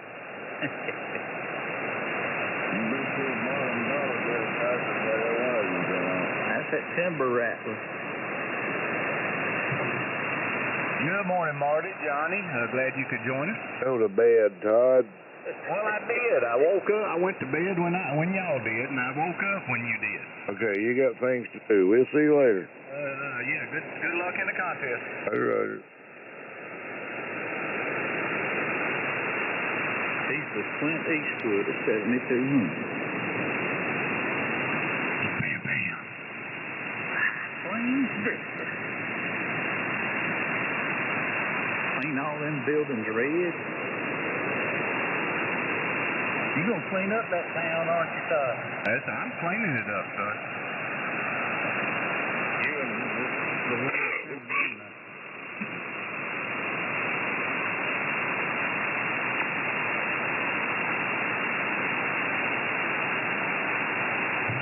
Well, this will go on forever until the FCC starts busting them. Exactly. Well, Bruce, I remember all the way back in the 60s that if you were acting up on the CB radio, a damn car would drive up in your damn driveway and you would get fined. Yep. Why is it that they could do it back then, they can't do it now?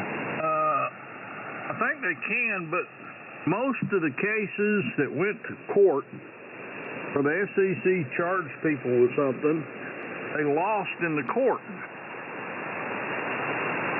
I doubt anybody was taking them to court in the 60s, but okay. I didn't say in the 60s. I said most of the cases. Okay, so you're talking about here in later years. Greg, it's not about the years. When were these cases heard? Go online and do a little research, and you can see every damn one of them. Why should I when you've done it and you can just simply tell us? Over a vast period of time. So it's not cost effective, is what you're saying? No, the cost didn't really get into it until the FCC.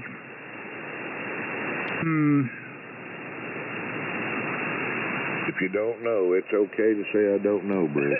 Thank you. I've said that many times to other people. Yeah, it's okay, buddy. Cost has never been a problem, but when the FCC, I don't know the word, promulgated the responsibility to a private organization, it would be like the FBI telling Hell's Angels, oh, well, you can take care of crime in Detroit.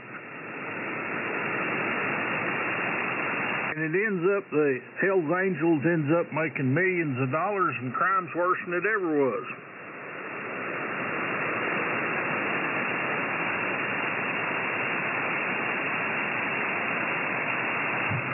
Or hiring BlackRock to run a military force, which we have done. I was going to tell you that.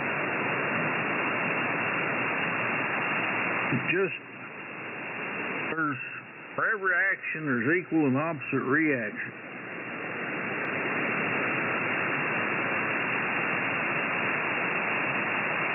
You can write that one down, Johnny. That's an old one. It's not. I can't take responsibility for it. Yeah. I think it's in the laws of physics or something. Chemistry or something. Herpes. Well, it could have been that one too. Meanwhile, over in Gaza. God almighty, what the hell?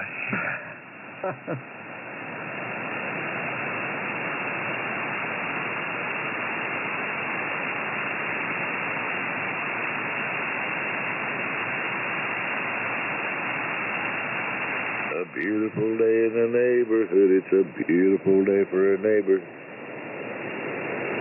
You be mine. I heard something that sort of got me to thinking, Bruce, about Jews. I heard a guy talking about Jews that there is really no Jewish person. They was all Hebrews, and then when they got to Israel, they changed their name to Jews. KG4WPW10 N4MTC. KG4WPW.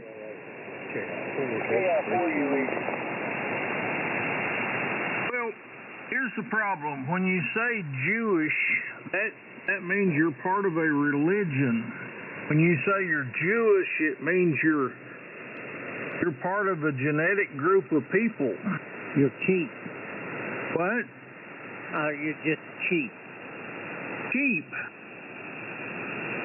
Yeah, because that's basically what he was saying. He was like, it's a religion because, like, you got this stereotype. You think a Jewish person looks like a certain person. Well, they're not like that because everywhere that they went in and conquered, they mixed with those people, and their Jews look different all over the place. I ain't buying none of that. I ain't either. I'm not saying that some of that didn't happen, but basically the Jews do not allow their children to marry interracially. So Jewish is a religion, Spanish is a religion, Italian going is a through religion, villages Polish and is a conquering religion. places, they was intermingling with all of them. So stand by a second, Todd. I've got to educate Johnny, and this may take a minute. Or whatever. They're all mixed, all kinds of people. Okay, if you're talking about Italians or Spanish or Polish, those are places. They are neither religion nor ethnic groups. You could be of any religion and be an Italian. You could be of any race and be an Italian. It just means you're from Italy. You could be a Hebrew snake charmer. Notice he's not Jewish. Or if you're Jewish, you're from Jewmania. So, if you're a Romanian Jew, it means you study the Jewish language and or religion, and you live the Jewish religion, but you're from Romania. So now we've got three things. We've got a place, we've got an ethnic group of people like blacks. They're from Black Mania. Okay, where are blacks from? Black Mania. Ethiopia. Very good. Ethiopia's in what country? Africa. There we go. Blacks are from Africa. Y'all like how I did that? I threw that out there quick. Not about it. So it's a misnomer to say if you're from Africa, you're black. Or if you're from Africa, now we're going to throw in a religion, you're Catholic.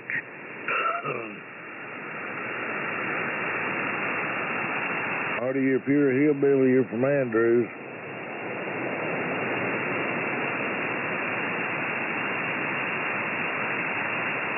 Is hillbilly a religion? Oh, yeah. Don't believe it? Listen to Marty.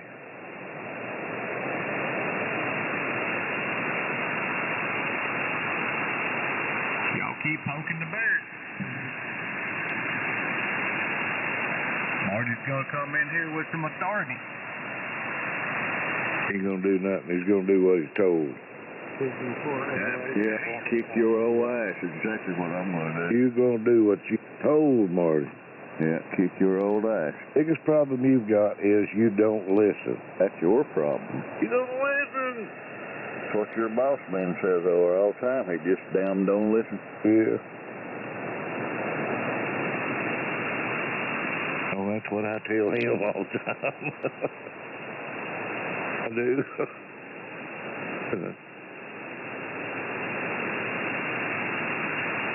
There's not many people that can still hold a job like I hold one and give the boss man hell like I do. I give that man pure hell.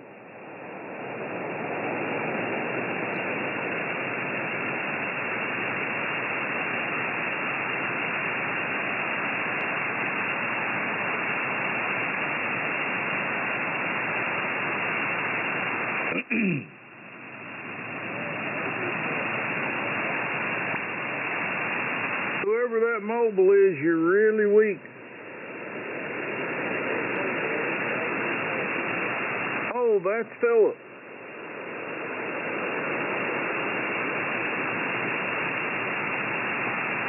And it's not PM, it's AM. 8:15 AM. I'm running sideband. Pleasure. Long path? Probably. Yeah. Got the beam pointed southeast. Yeah.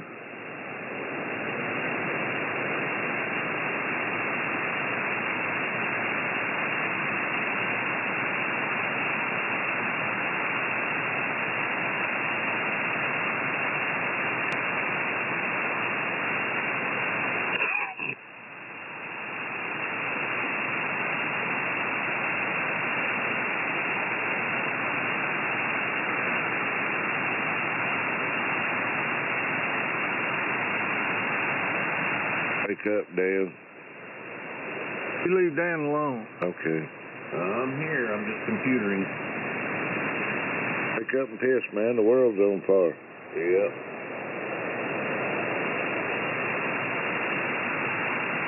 I do that 4 or 5 times a day.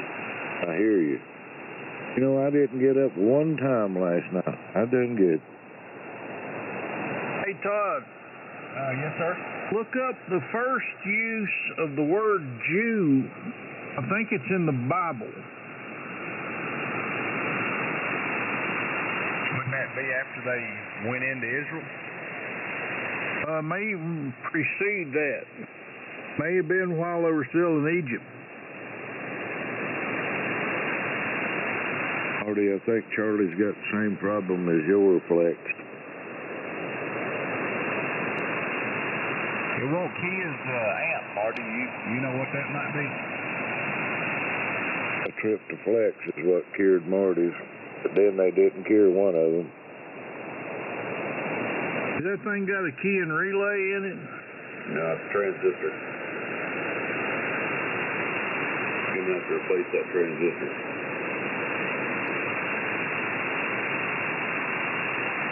Probably had some voltage get back in it like we was talking about. You got that special switch on yours.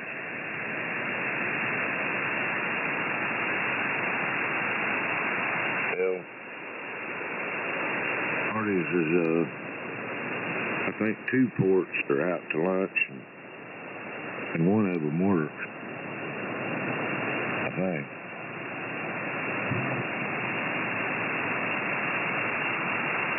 He says it's that damn QRO amplifier. One of the other amps caused him trouble. And when he plugged that sumbitch up, ping, gone. QRO's the one that sends the voltage back, right?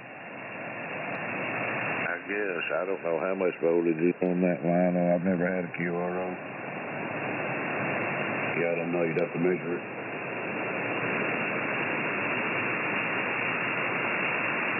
Well, it doesn't take a hell of a lot. Sometimes just nth of a volt will do it.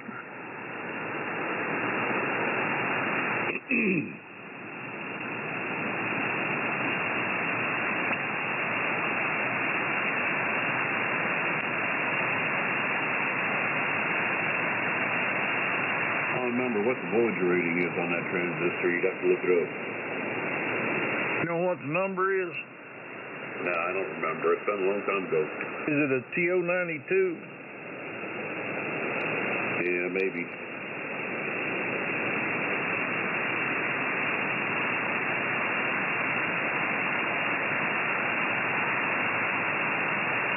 I mean, it looks like a regulator, you know. All it is a switching transistor.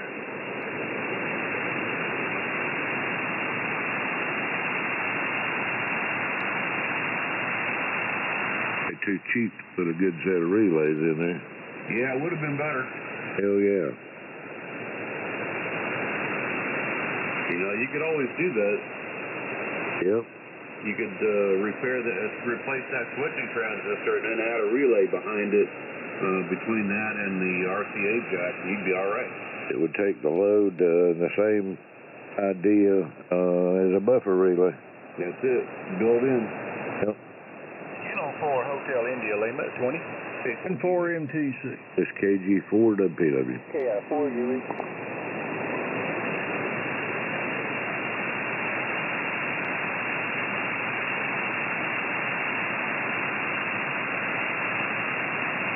Now, in the antenna menu in a Flex 5000, can you not set it to 3TX? Yeah, mine's 3TX. Mine's actually TX1, 2, and 3 checked in my menu. That just means all your ports are active. Right. Yeah, it all runs off the same transistor. You're kidding me. No, not as far as I remember. Granted, it's been a while ago. They even too damn cheap to put a transistor per port. Well, that's pretty damn cheap. Yeah, no kidding. Come on, man. This is a good radio. Oh, yeah. They are a good radio, but none of them are perfect. Nope.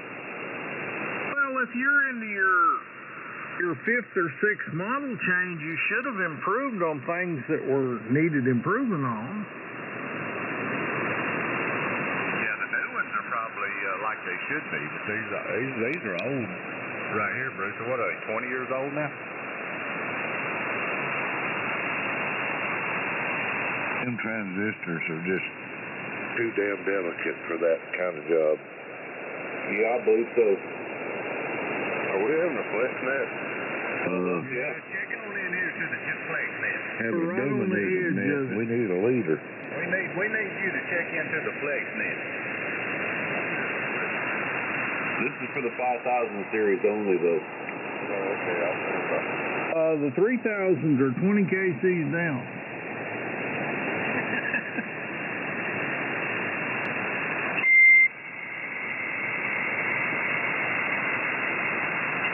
The new flex Amchem, does it have a different relay for each one of the ports?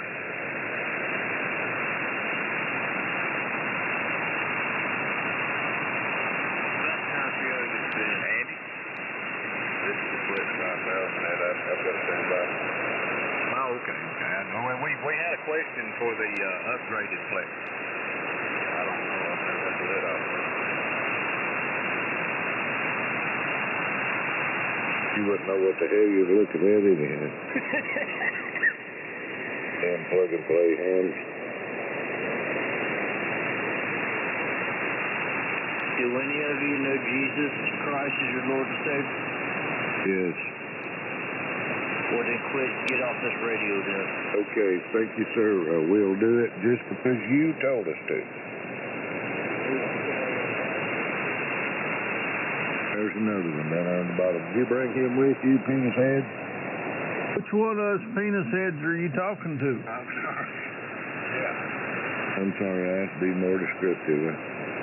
The fellow that don't have a call sign.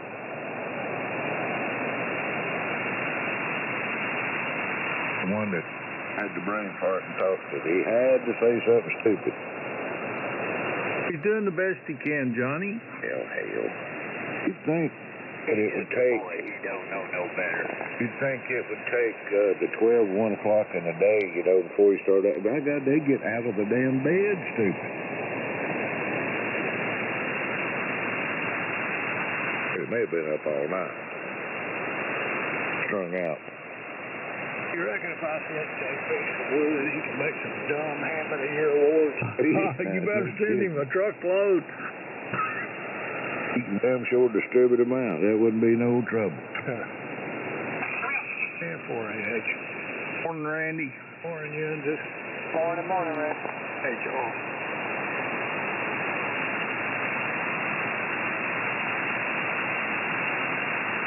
I'll slide it in there since it's quiet. Good morning, Randy. If you can hear me up here in Nashville. You wild, wall to wall, treetops on. All right. Almighty. Yeah.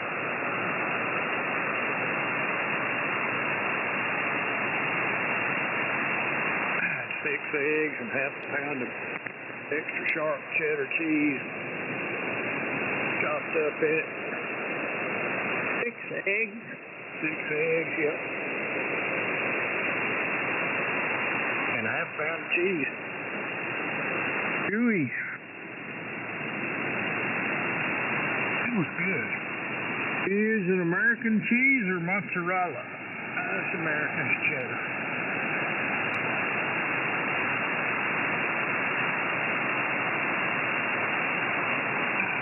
I love it, obviously.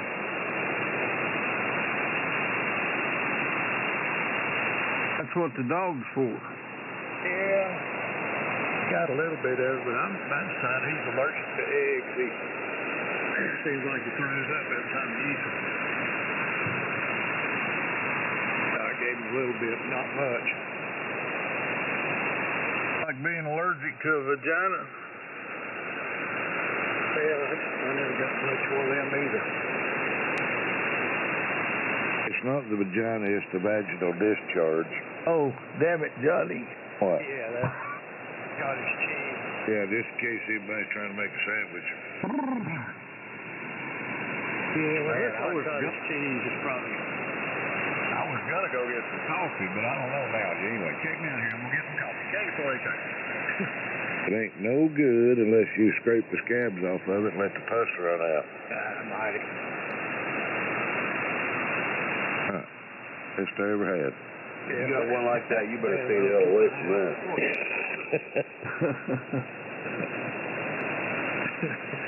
Oh. And this flex group is rough. Yeah, boy. It's getting technical now.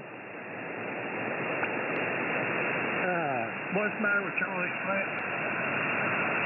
Was not keying his relay, his amp. He still ain't got that. Oh, you'll have to talk to Charlie. He does all that stuff in private.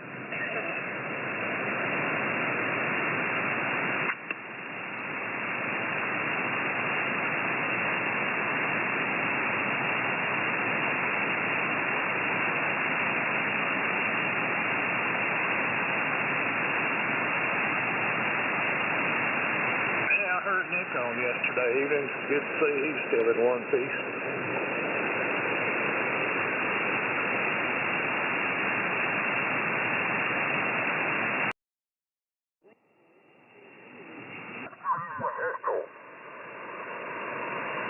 Well, you know, according to this, the U inductor parasitics, they actually have the resistor right at the base of the U.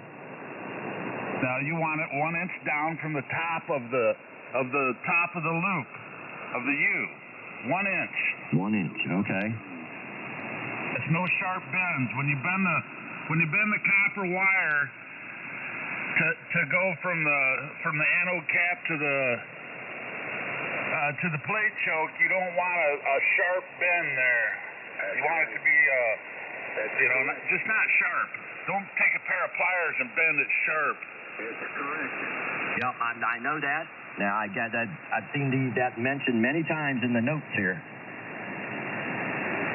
Yeah, so that's kind of what I'm doing. I'm just replacing the horseshoe with these simple parasitics and see what happens. See if it goes back to the way it was. Just curious why he's doing that. I got nothing else to do. I'm just experimenting.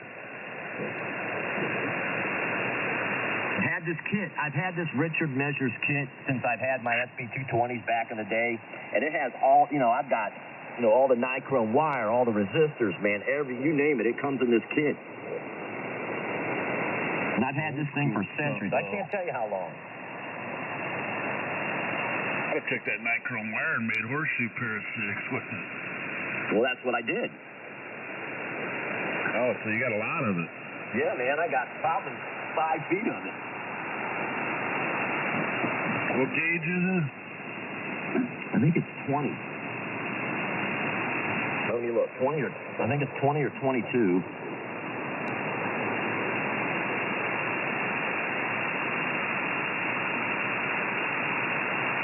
It's 0.644 millimeters, whatever that equals. I have no clue.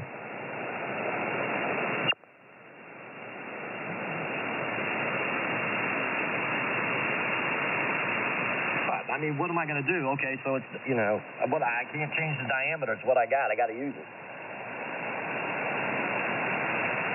Anyway, this is what Dick Measures recommends, and Dick knows. Or he knew. He's silent key now. Yeah, well, Dick was an old guy, though, man. Things have changed. Yeah, the technology, right. The parasitic, yeah. Constantly improve.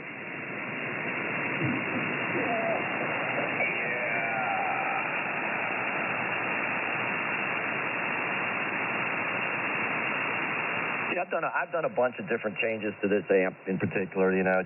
Nothing really makes that much of a difference, to be honest. I mean, I did notice that this made a little bit of a difference in tuning, but that's it. Didn't change power out or nothing.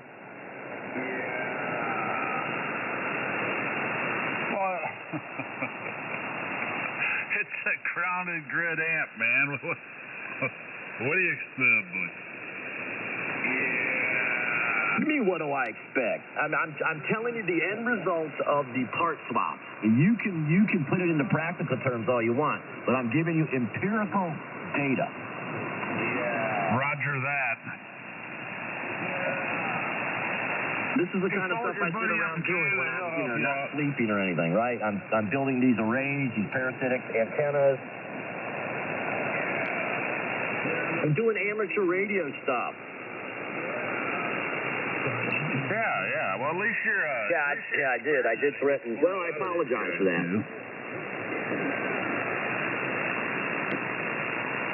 John experiments with different audio gear and different techniques of jamming the frequency. That's a good thing about this amp, an AL82, man. There's plenty of room to work on. You can do all kinds of crap. It's real forgiving. You're putting those in an AL82? Yeah, I sure am. Well, why'd you take out the original parasitic board that was in it? There was no parasitic board that was in it, man. All they come with is a 3-wrapped. I don't even remember the value of the resistors that go right to the anodes. It's just a 3-turn, with a resistor. I can't remember the resistor value now, but that must be an old AL82 then. Fast parasitic, not even really a parasitic. That's why if you were to cut the green wire and start operating this thing up around 10 meters, you might start getting some, how can I say it, some heating. So that must be an older AL82 if it doesn't have that parasitic board. Nope. The new ones have a parasitic board that has resistors to the coils mounted next to them and some silver mica dip capacitors on it. Nope, this one doesn't have any of that. I've got one of those boards if you want it. I mean, this will be effectively the same way. I'm telling you, I can, I'll be able to tell. At least I hope so. Plus, I'm going to measure the inductance once I get this thing built and soldered together. What are you going to measure inductance with? With my tongue.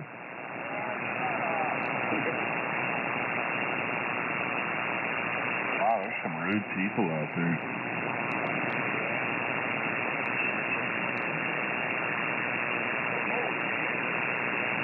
I have a really cool inductance capacitance meter. Nice.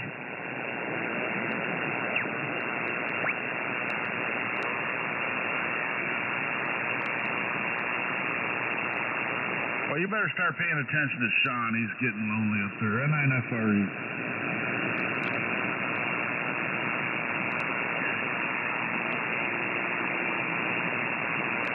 Well, I've had like 5 AL82s. I've never seen a parasitic board on any of them. What? Sure you're not talking about some other amp?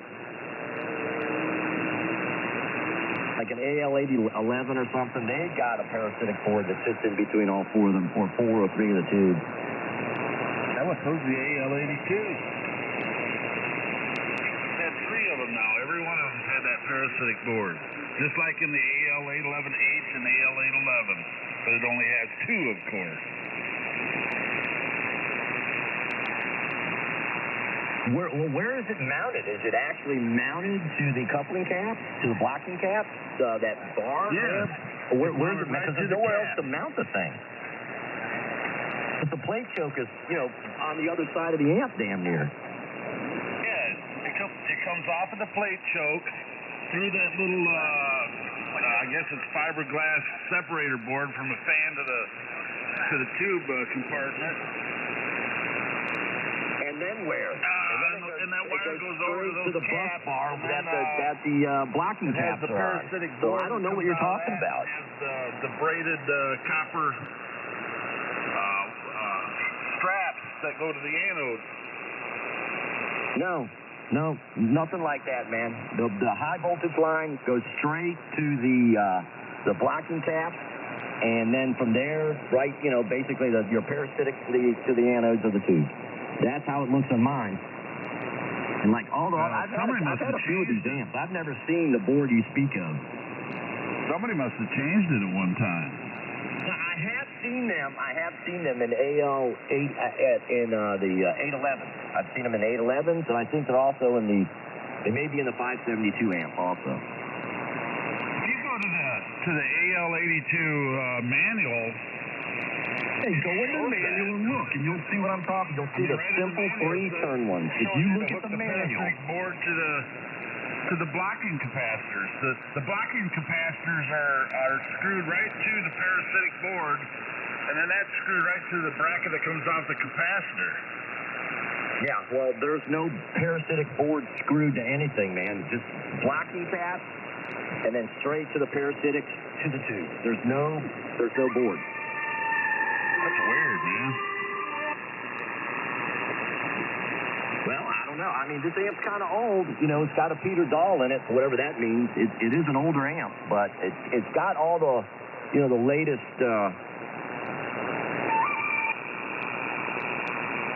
As far as I can tell, seems to have some of the more modern accoutrements. Yeah, last AL82 I had the Peter Dahl in it, and the open frame TR relays. It didn't have the little dual relay board, and it still had the parasitic board in it. Okay, well, this one does not. I take a picture and send it to you. Just trust me, it ain't there. If you're by a computer, just go to the internet and look up the AL82 manual, and it shows it in there. No, it doesn't. It's not even in the schematic, dude. What are you talking about? I'm looking at the manual right now online. Yeah, me too. I've got it sit right in front of me. You want to know what it shows?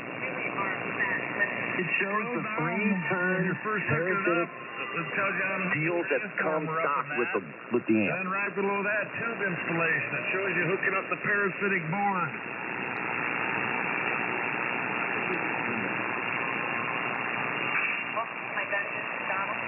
Well,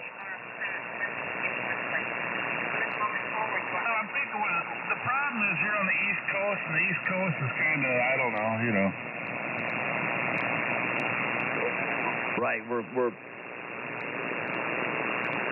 Well, it doesn't matter. It doesn't matter, man. This amp works great. I can't complain. Parasitic, no parasitic. I'm putting these in, so.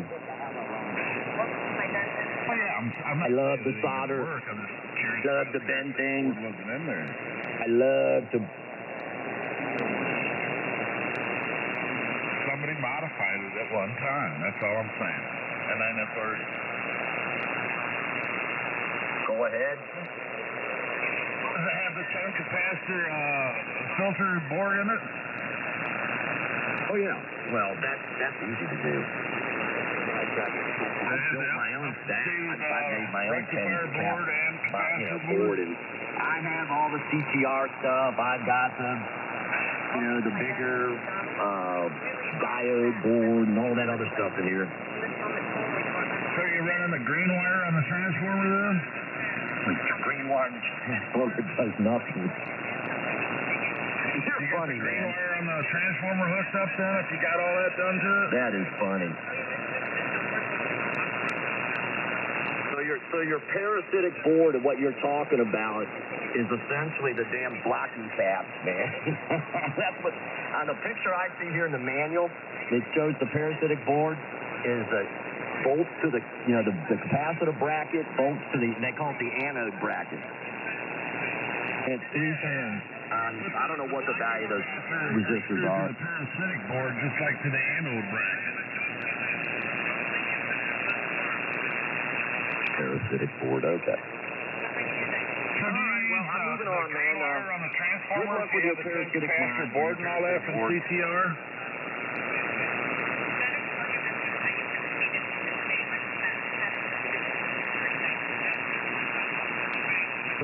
There's not even any mention of a parasitic board or assembly in the parts list.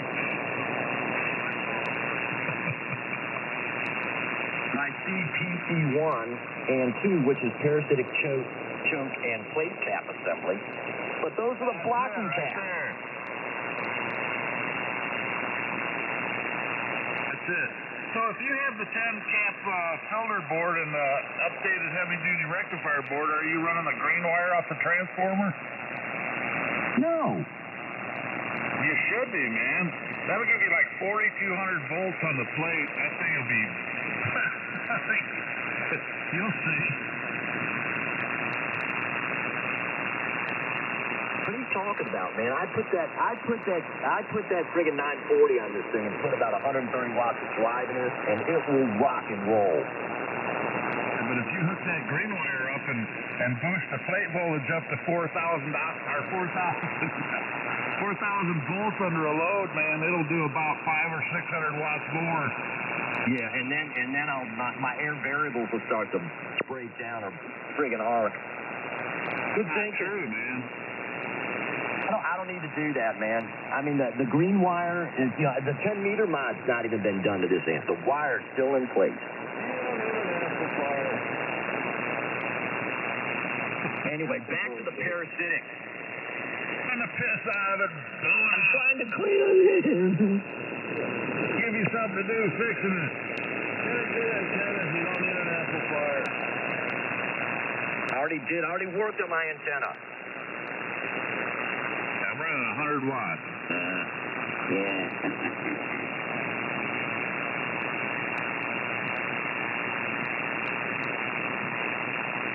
Where's my soldering iron? Stand by, Sean. This is way above your pay grade. Stand by, Sean. This is above your pay grade.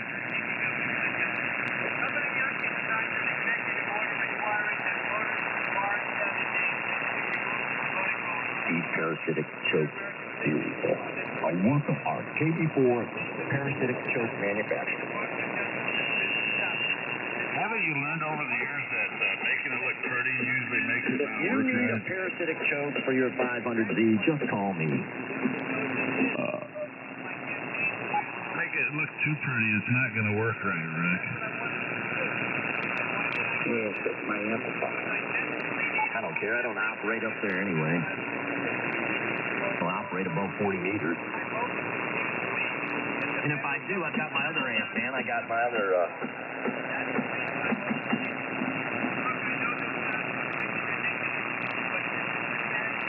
I'm going to stand by. Don McConn's getting it off his chest. MNFers.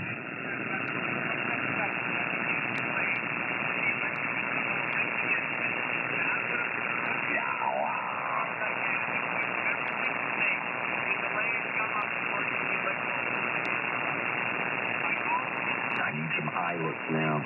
No eyelets. Need some terminals. Some lugs.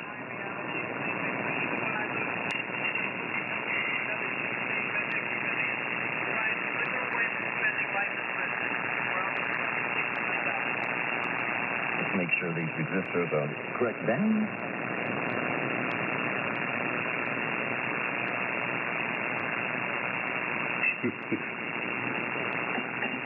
$99.7 ohms.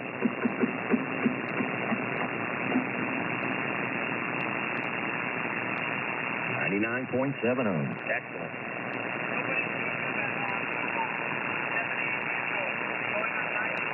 Now, where's my...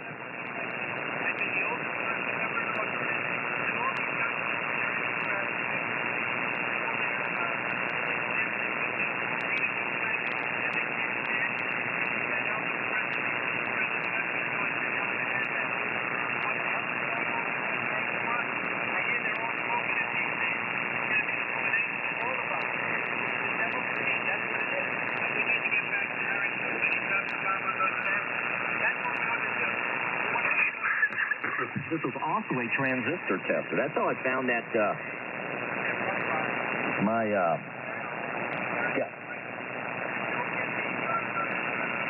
my negative grid regulator was bad in my other amp. Blowed up. TM is bad, Dean.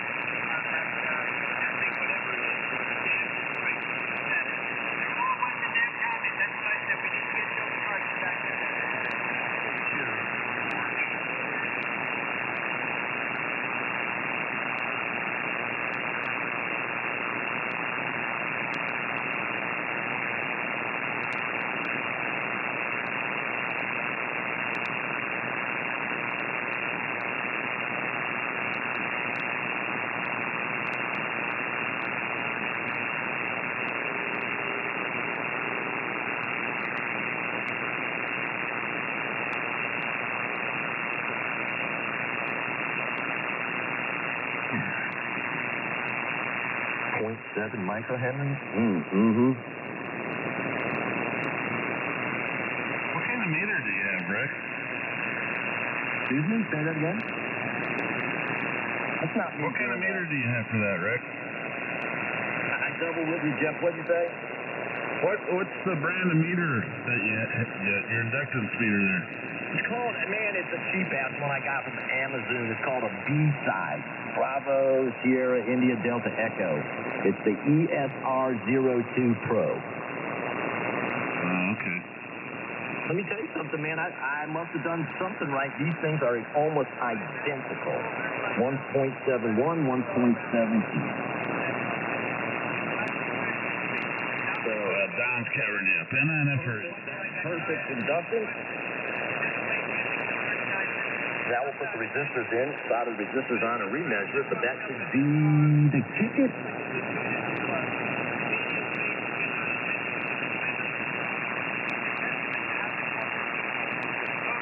I forget where the 500G stops. You know, they ask about 110 megahertz or something. They give up, so.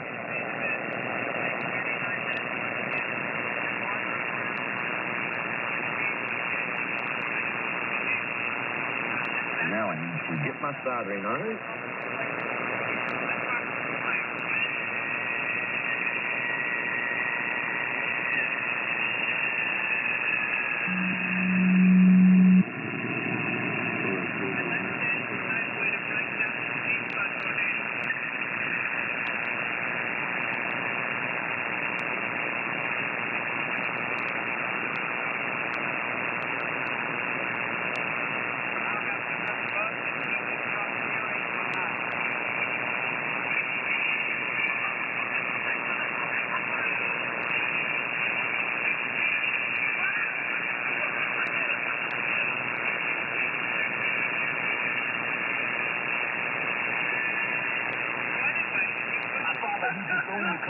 This is closed.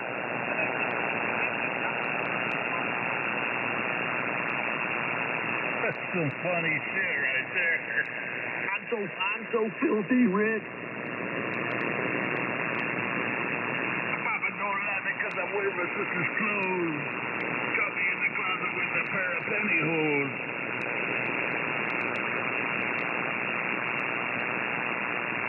That's my new record, man. Music.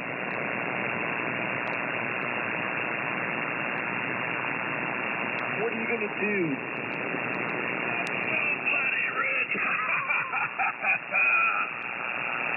I own like 4 shops. I only know 3 chords.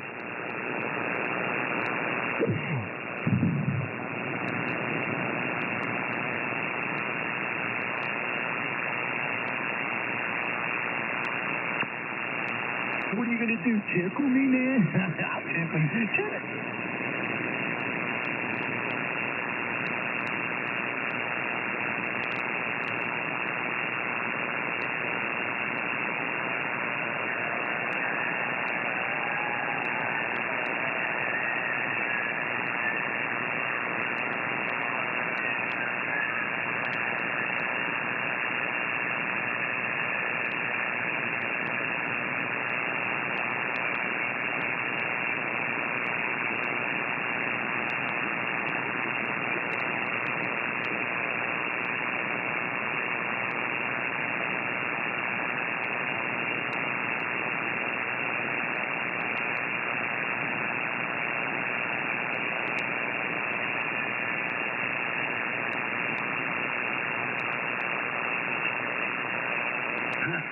Not a bit.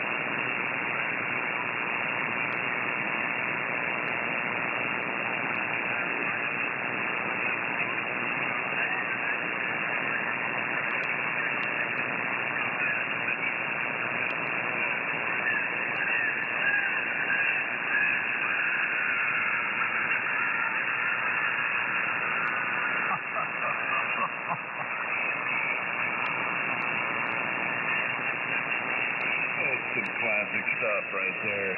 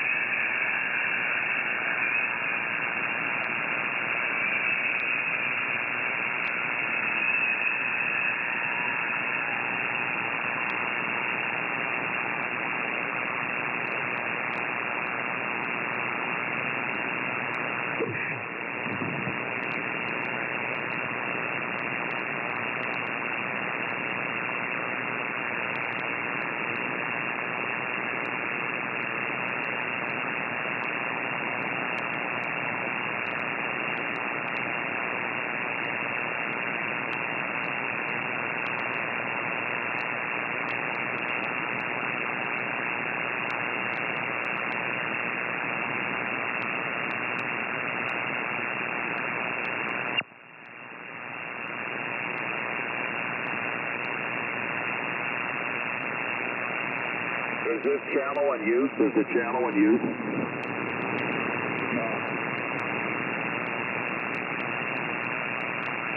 QSK CQ, Kilo Sierra 4, Papa Charlie. Is this channel in use?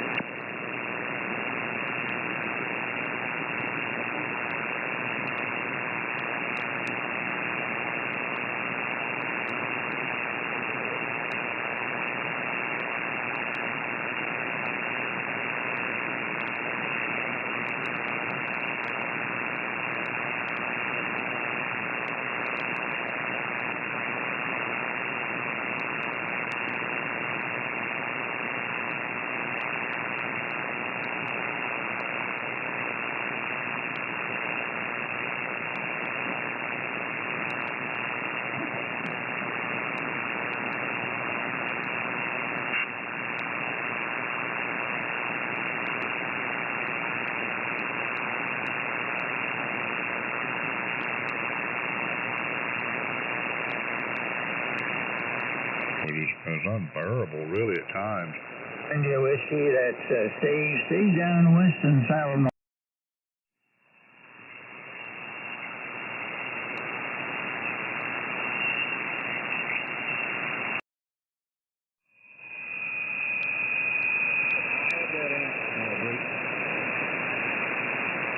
What do you do to prevent yours from putting out more than 1,500 watts? I reduce my drive power. Okay. Is it SCC type accepted and approved? It's sitting right here on my desk, Bruce. Yes or no? Yes.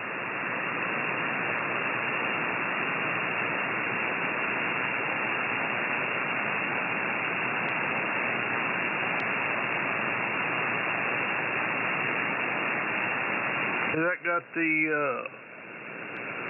4FU something tube in it? It's got two of them. Oh, you got the Mtron 3SP? No, I got the OM 4008. Oh, okay, yeah. Yeah, I got the Mtron 3SP. Yeah, they're just about twins. Yeah, buddy. They have warmed up the airwaves. It keeps my shack nice and warm out here on days like today. Yeah, I know it does.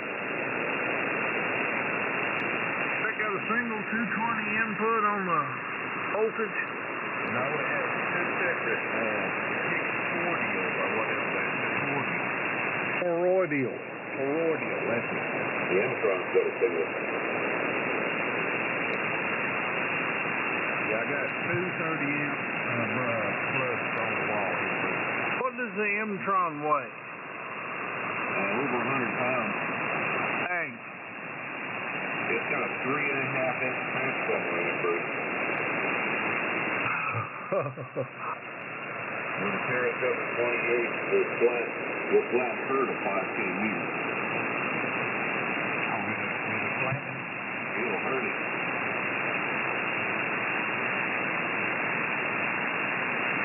Now, you should have seen me, Bruce, getting it in my hand check. You know my hand check added at my shop, so I go up and add it there. I think this thing weighs like 140 pounds or something like that. I'm a real hand check.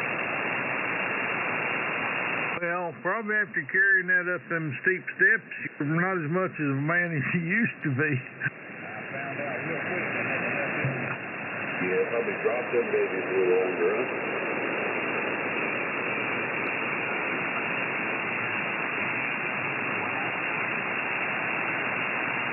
Yeah, when I got that Mtron, it was up on the second floor. I had to take it apart. There was no way in hell I could carry it down them stairs without killing myself.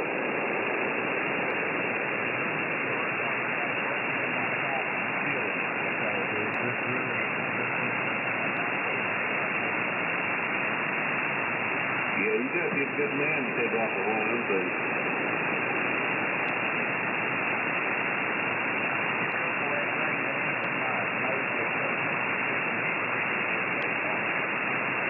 Oh yeah, I got a brand new 412 double setup.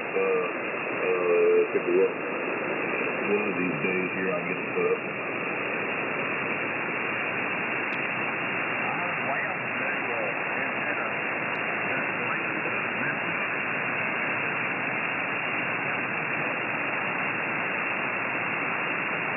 think he had it up. He was on the radio the other night. He said the reflector needed a little work, and he had to put the driven element back up.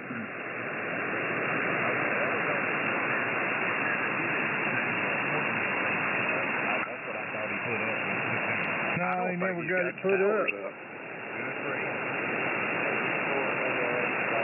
Thank you, Barry. N4MTC. WB4UCI. So now, John, JPY, he lost everything he had put up again. He said the tire from down on the top. I heard his roof right there. Something hit the guy wire, come flying across the yard, a car or a bus or something, and smashed into the guy wire and then into the mast, boom, pole, something. Across the whole thing down. Well, when my tower come down, lightning hit the guy wire and severed it. Yeah, that'll do that.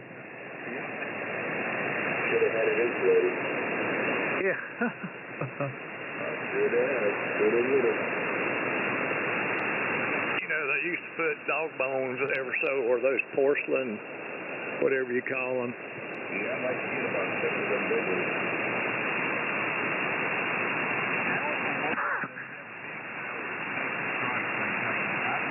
I was watching the other day the new Channel 5 there in town that's about 1,500 foot long in there.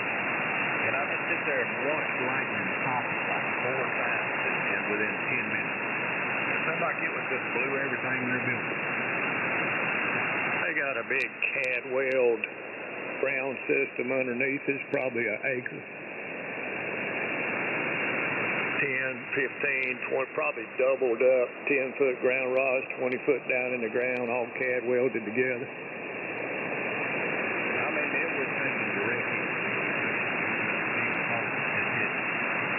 Or a diode the size of an oil tanker. You know, one time they were putting a big bushy looking thing on top of them that was supposed to dissipate that charge over a wider area and not make it such a pinpoint target. I don't know how well that worked, but I've seen towers with that on them.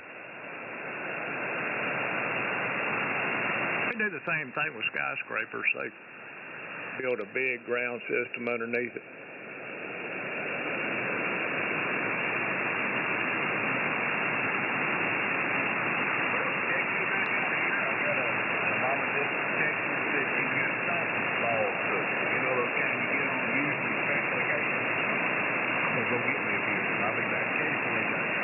Yeah.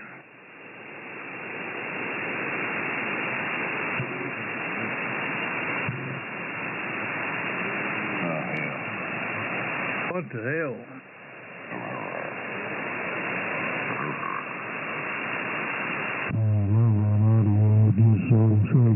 Daddy Johnny. Hey, more Farrell.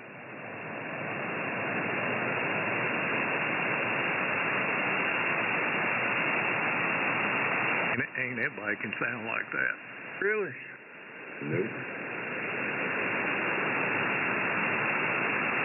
Tennessee Ernie Ford.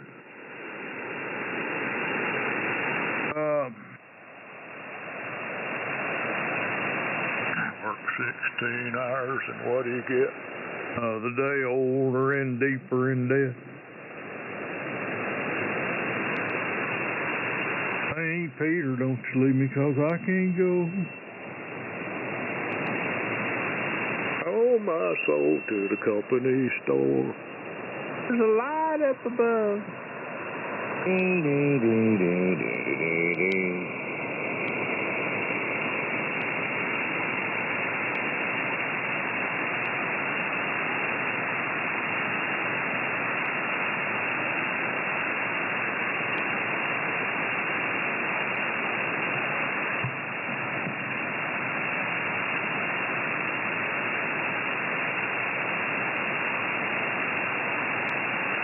That and Boomhauer.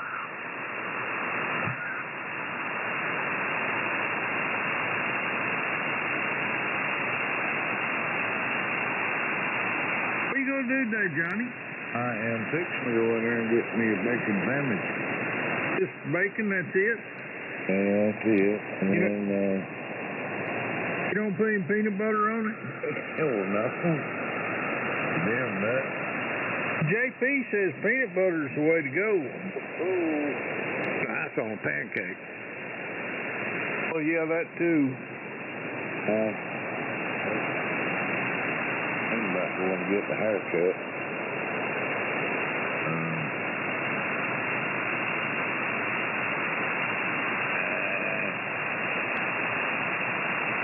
I play with the radio. I got 2 speakers, 2 final tubes, 2 driver tubes. Coming in today, they're out for delivery at 8:30. Oh, that reminds me, I need to look and see if my mic's going to get here. What kind of mic you getting? Behringer. Oh, Chad one. I wanted the backup.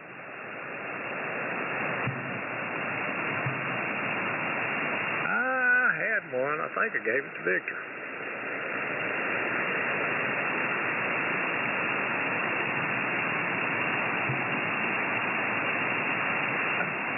I want you to know what you mean there. I know exactly what you mean there. I'm with you, man. I know exactly what you're talking about.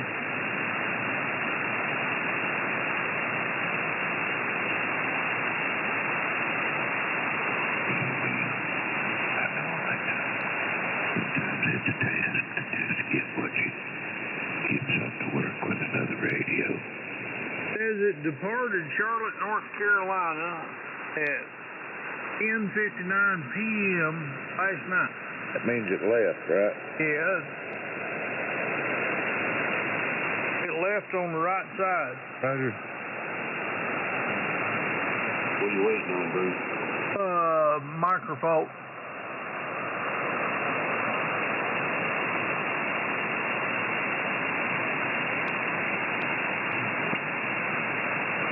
Why don't you send it to Farrell? Good. They're awful basic.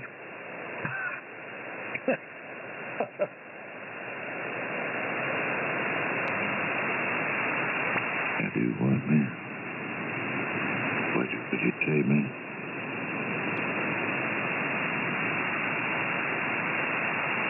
Right. Roger, man.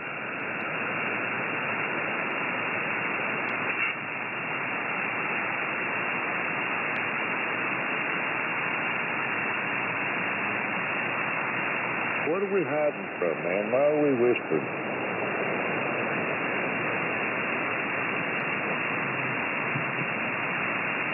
You got it?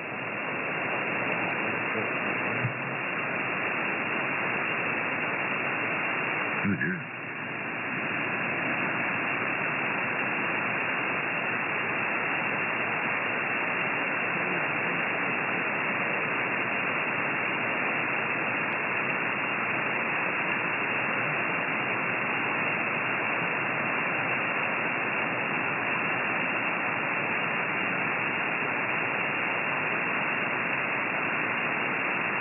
We'll need a relay.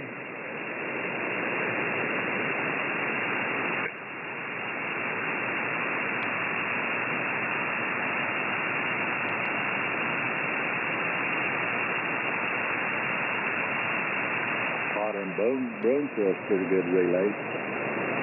Yeah, they are. Are they still in business? I don't know. Used a lot of them at work. That's been about 20 years ago.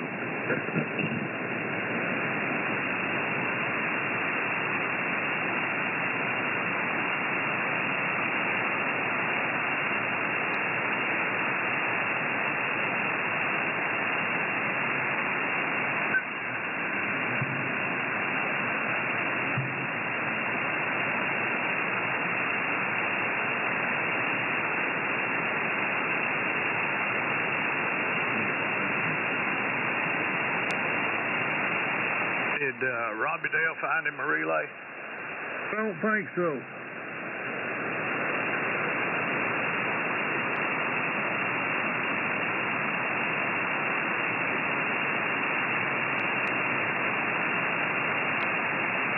see if Victor can get in touch with old Tom. Apparently he knows how to communicate with him through Facebook.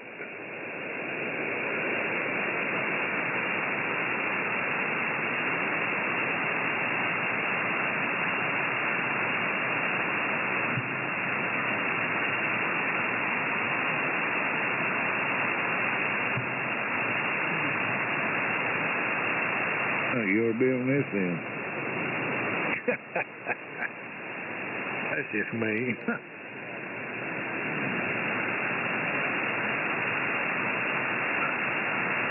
WP4WW. K4AH. W4UCI. N4MTC.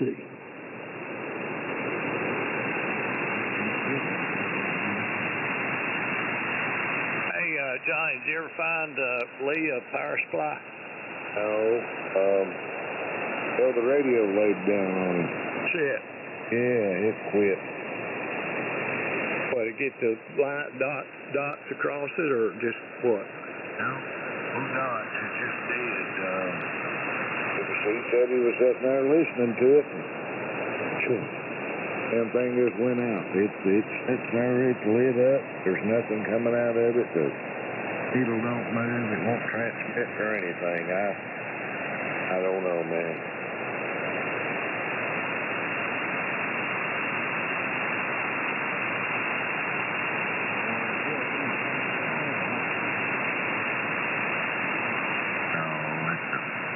With TS440.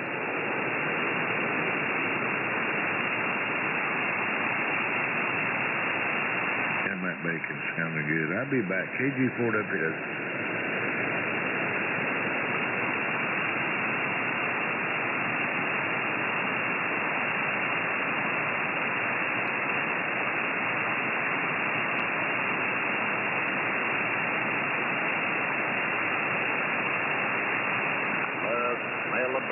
In the morning.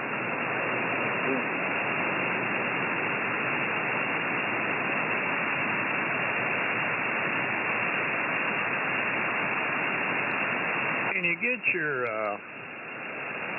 North Carolina license plate online? I think so. When they send you that renewal notification, there's a web address on that piece of paper.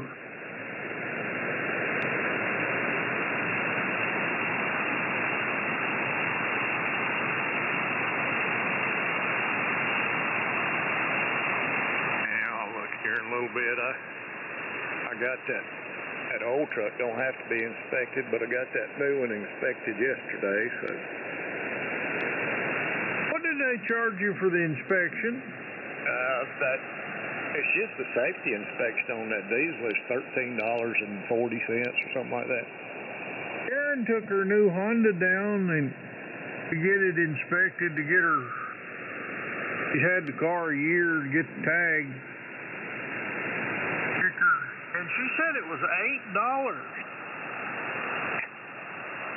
That's more than that. I was thinking it was $30. Mine's $30.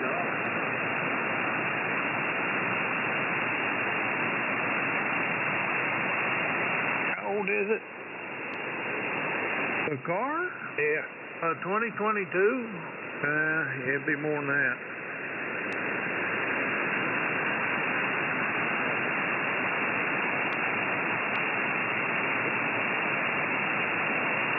I think the ones prior to 94, in 94 when they put the serial ports on them. Yeah, ODB. Yeah. I think prior to that, it's just a safety inspection. They don't sniff them anymore. They just sit by that computer and it goes right into Raleigh. Yeah.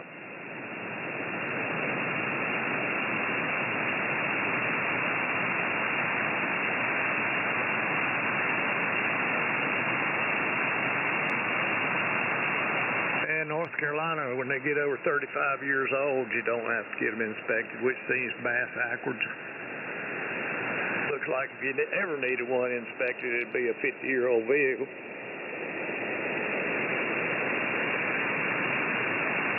No, it don't. It used to, but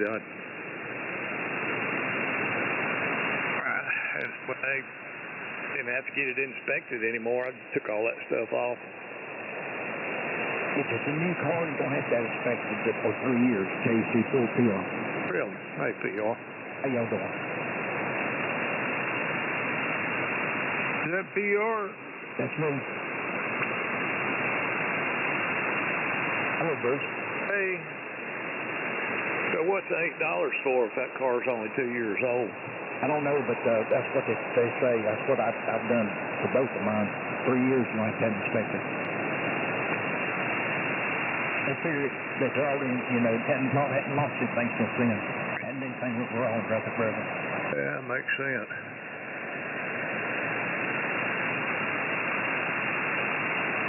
Well, if you get a safety inspection, all they do is make sure your turn signals work, your lights work, and the horn blows.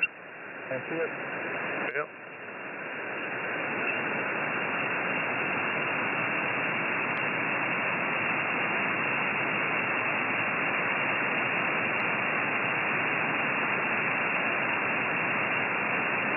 Just go in line and get your tag. Yeah. For $3. I was thinking you probably could. It costs you $3 plus your taxes for your county. That old truck of mine, they've had that thing at $10,000, and I bet you I couldn't get. I'd be lucky to get $1,500 for it. It's a collector's item. What's that, white truck? Do what? The white truck? No, that old 81 F-150, they value it at $10,000. Oh, yeah, I ain't seen that, but they're nuts. All the beds rusted out, on the floorboards is rusted out. I put patch panels in the floorboards, patch panels behind the cab, patch panels, above the rear tires, fender wells.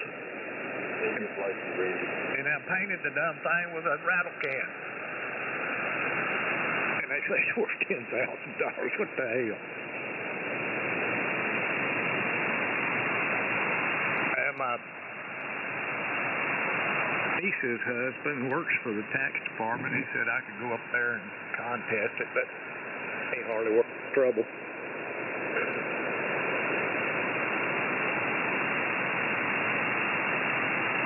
To even try to get in that courthouse up there. There'll be 100 black people in there waiting in line for some kind of crap. And you look like a snowball in a coal pile trying to get through the metal detectors. It's really not worth going in there.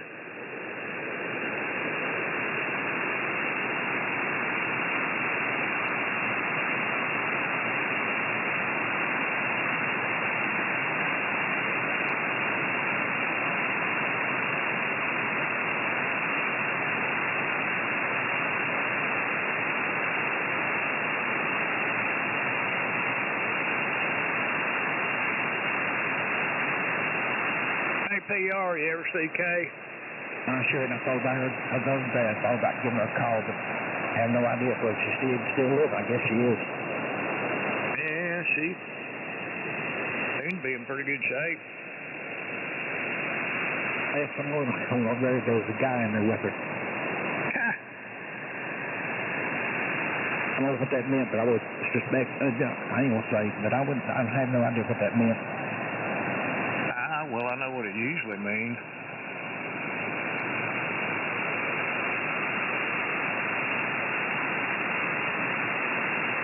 Yeah, well, why not? Everybody's got to have a friend. Yeah.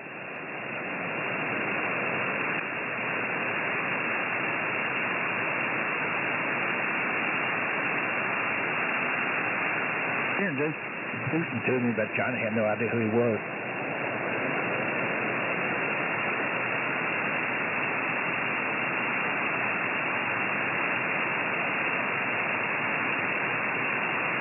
Is Cotton and his daughter living in that house they built?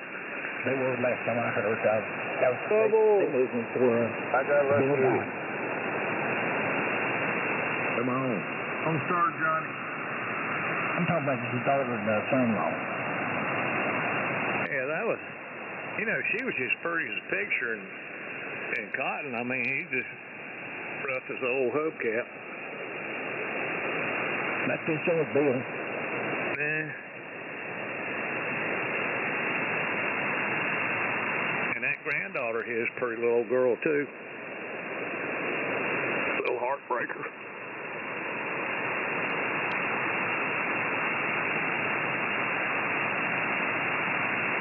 KG4PR. KM4AH. And 4MTC. That big 4UCI.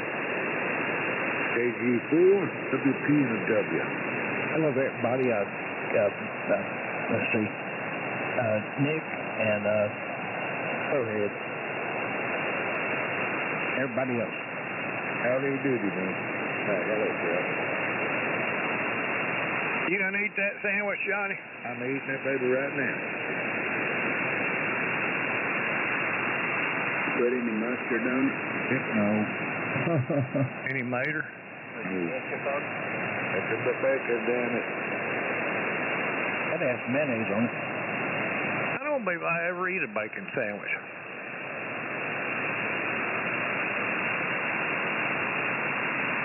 I tell you what I do like is bacon, egg, and cheese.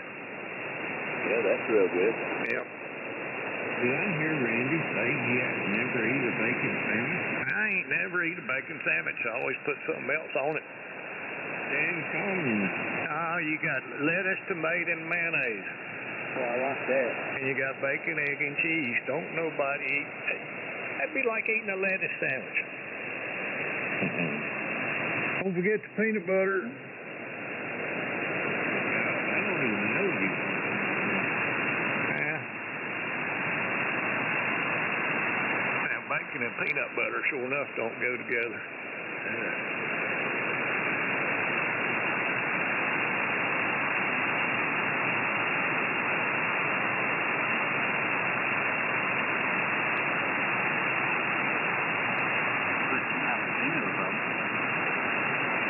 I carried that boy, that Mexican up there, another about a half a bushel of habaneros. That's the last of them.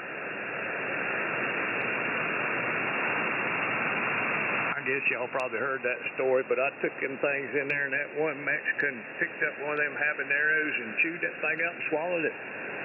And the next thing you know, he's out there puking it on the sidewalk, and there's people standing around and giving him bottles of water and stuff.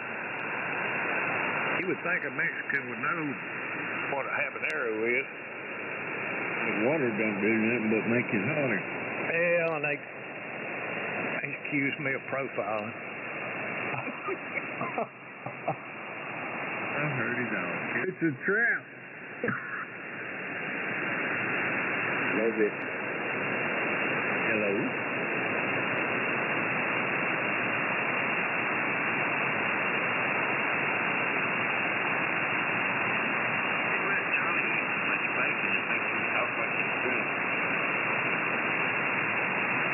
Hey. Victor breathe air. It makes everything he sound stupid. I know that was Kelly for some reason.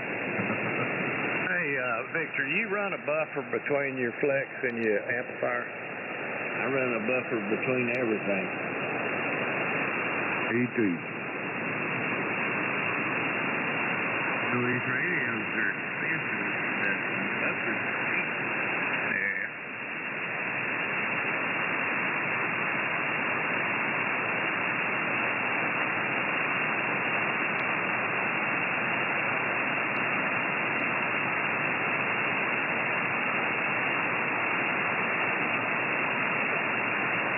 Most everybody's got 2-3 diodes laying around. That's about all it takes.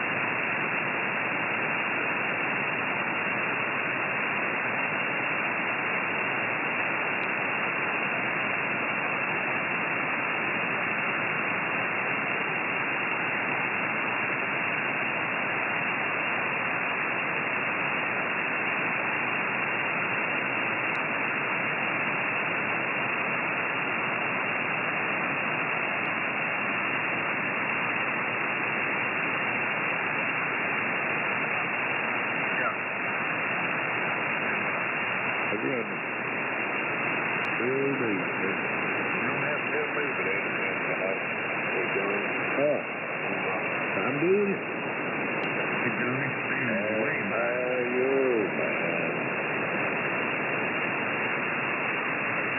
Okay, Trevor.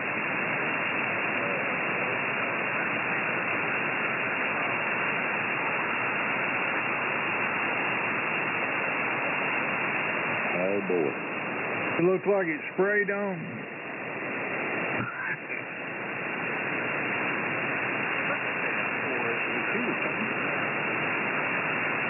Yeah. Evan's the only man amongst y'all that got church big enough I could wear. What size do you wear? He wears an IL. I'm asking him. You can take Kevin's shirt and cover a Volkswagen.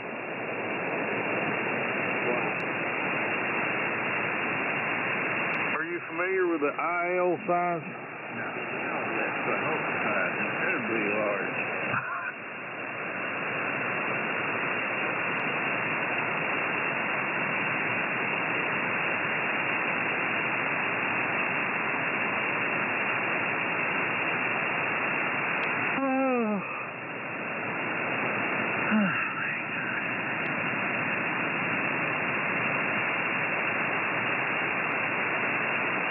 I don't know why I bothered to come back, Bruce. I'm beginning to wonder myself.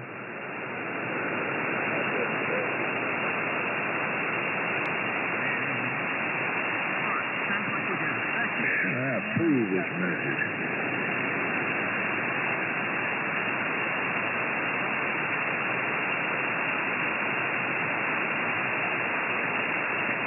I just sit here and be quiet until they can go back up number.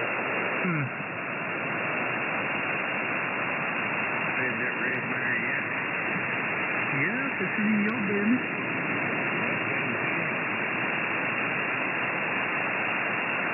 I'm spending my time in this bell if it's in your business.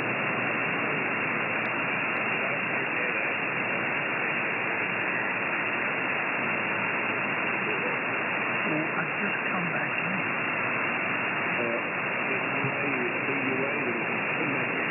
I didn't know better. I'm thinking you're getting private messages saying, see if you can get him out of here.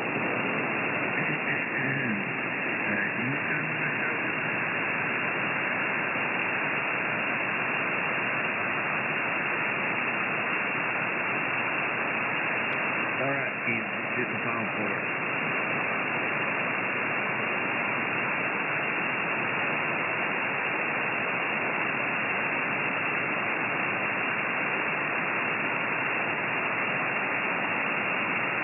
Hey, Bruce. Yo.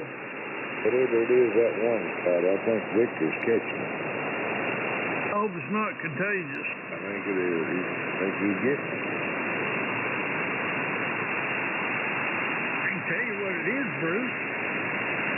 Did anybody ask? No, but I'm offering it to you, nobody else, if you'd like to know. Thank you for your offer. It's a brain amoeba that grows. You're going to tell us anyway, isn't it? You already know better. You're like JP. Anybody want to hear about my new roof I put on? Check out my new car battery.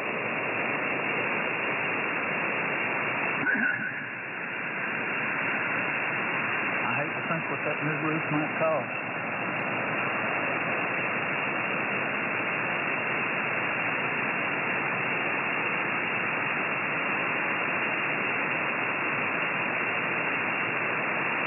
Poor JP. He Get that thing.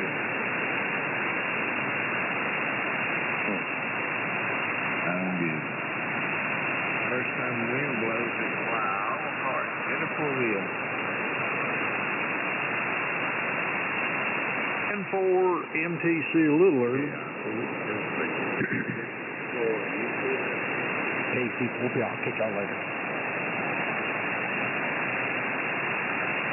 CPR. Hang around, PR. Somebody will tell a lie sooner or later on here. Bye. See you later.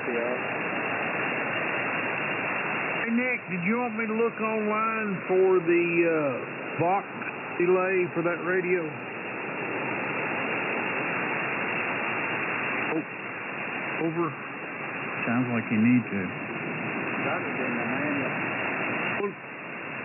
Can you see the manual? Yes. Well, would you like... I repeat the same question. Would you like me to look? Cost you $1 to repeat the same question.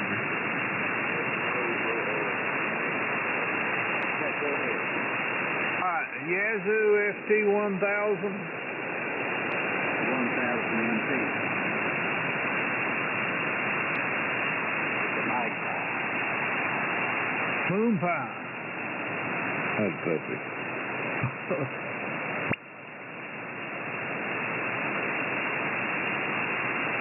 Is it a Mark 5? No, it's just a 1000 NT. Okay.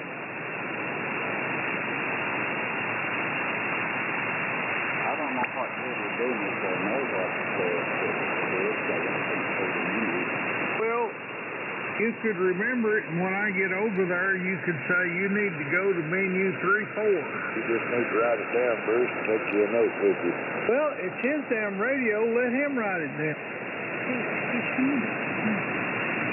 What? He's handicapped. He can write. If you're going to be nice, be nice. It's about as nice as it gets. When you get over there, Bruce, just take your cell phone, look it up, and then you just read it off the screen. Oh, don't do that. Well, You know that ain't gonna work. why? I don't have a cell phone. Oh. Our phone. I talked to her the other day, and she said that Bruce was sitting out in the car with her phone, and as she could tell, his shoulders were shaking. He must have been cold.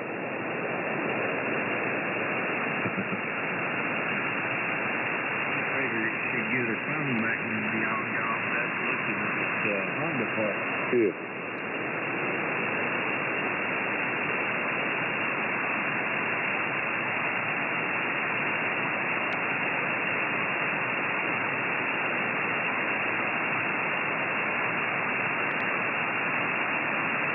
I mean, yeah, boom, boom.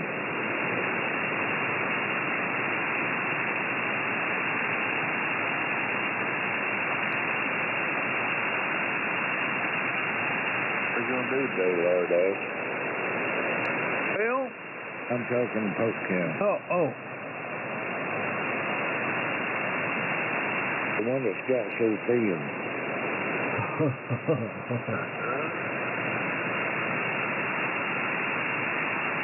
Y'all really need to quit drinking.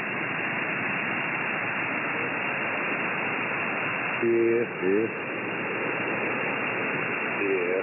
I know, you finish paper.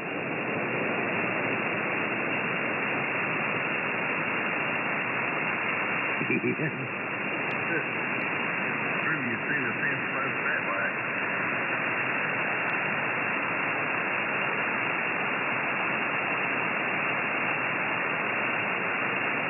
Brooklyn Bridge.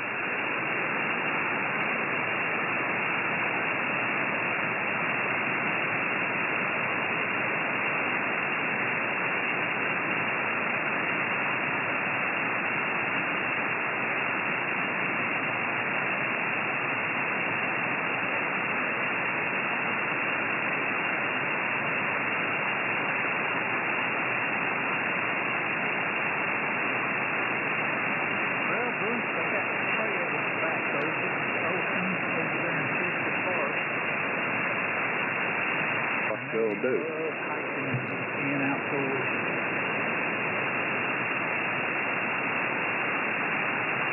Or you could drive up to Looking Glass just for the heck of it. You sure that road's open? It's saying that it is. This is on Ed and Sister Cotton. Don't ask them for driving directions.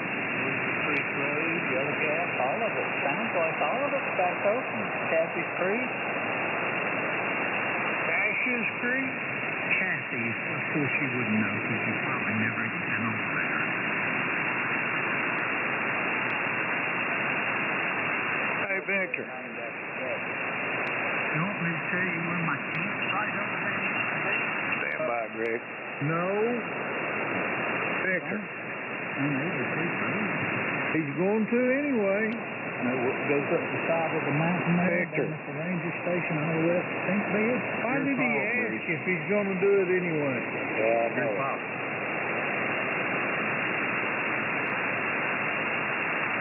How could it really be open if there's not a troll in the woods? Greg was on the radio talking. Moved back to my days when I was at Brevard College student after I found the weekend control. Oh, God. Brevard College student. That's not one sorry-ass college. How many colleges did he flunk out of? The only college I know of in the back of the Greyhound bus. He don't have a degree.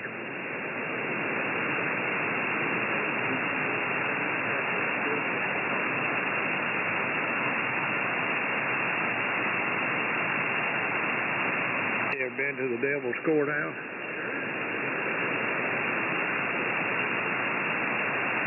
I can't find it, Nick. I'm operating golf right now with the delayed little one.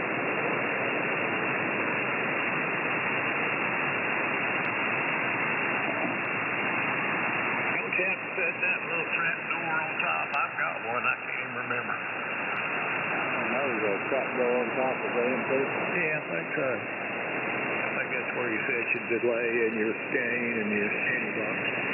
Yeah, there is.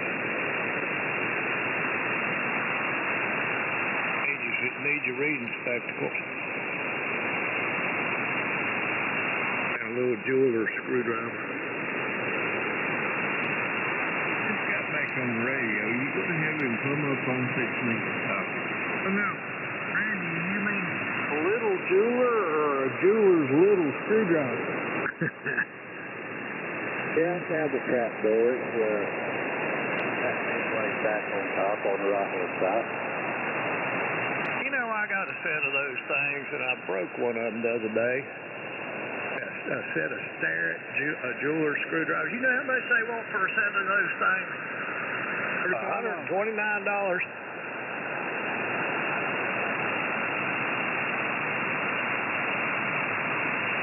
I can get 2 sets in stores. You want me to sell you? I would rather just give it to me. Honestly, I ain't giving them away at that price.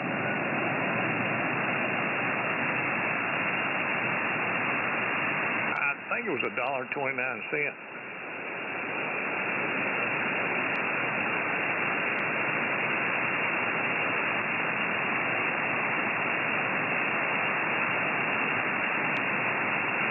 Hey, Victor. Yeah. Have you ever heard of the series Star Trek Continues? yes, it is one. I've never even heard of it before. It's not affiliated with Paramount or CBS or the original Star Trek or anything. It's non-profit, financed by fans. Do what? Well, I don't know. I never heard about it. A buddy of mine just texted me and asked me if I'd ever watched it. I told him I ain't never heard of it. And then I pulled it up, and it kind of looks like the original set. I watched about 10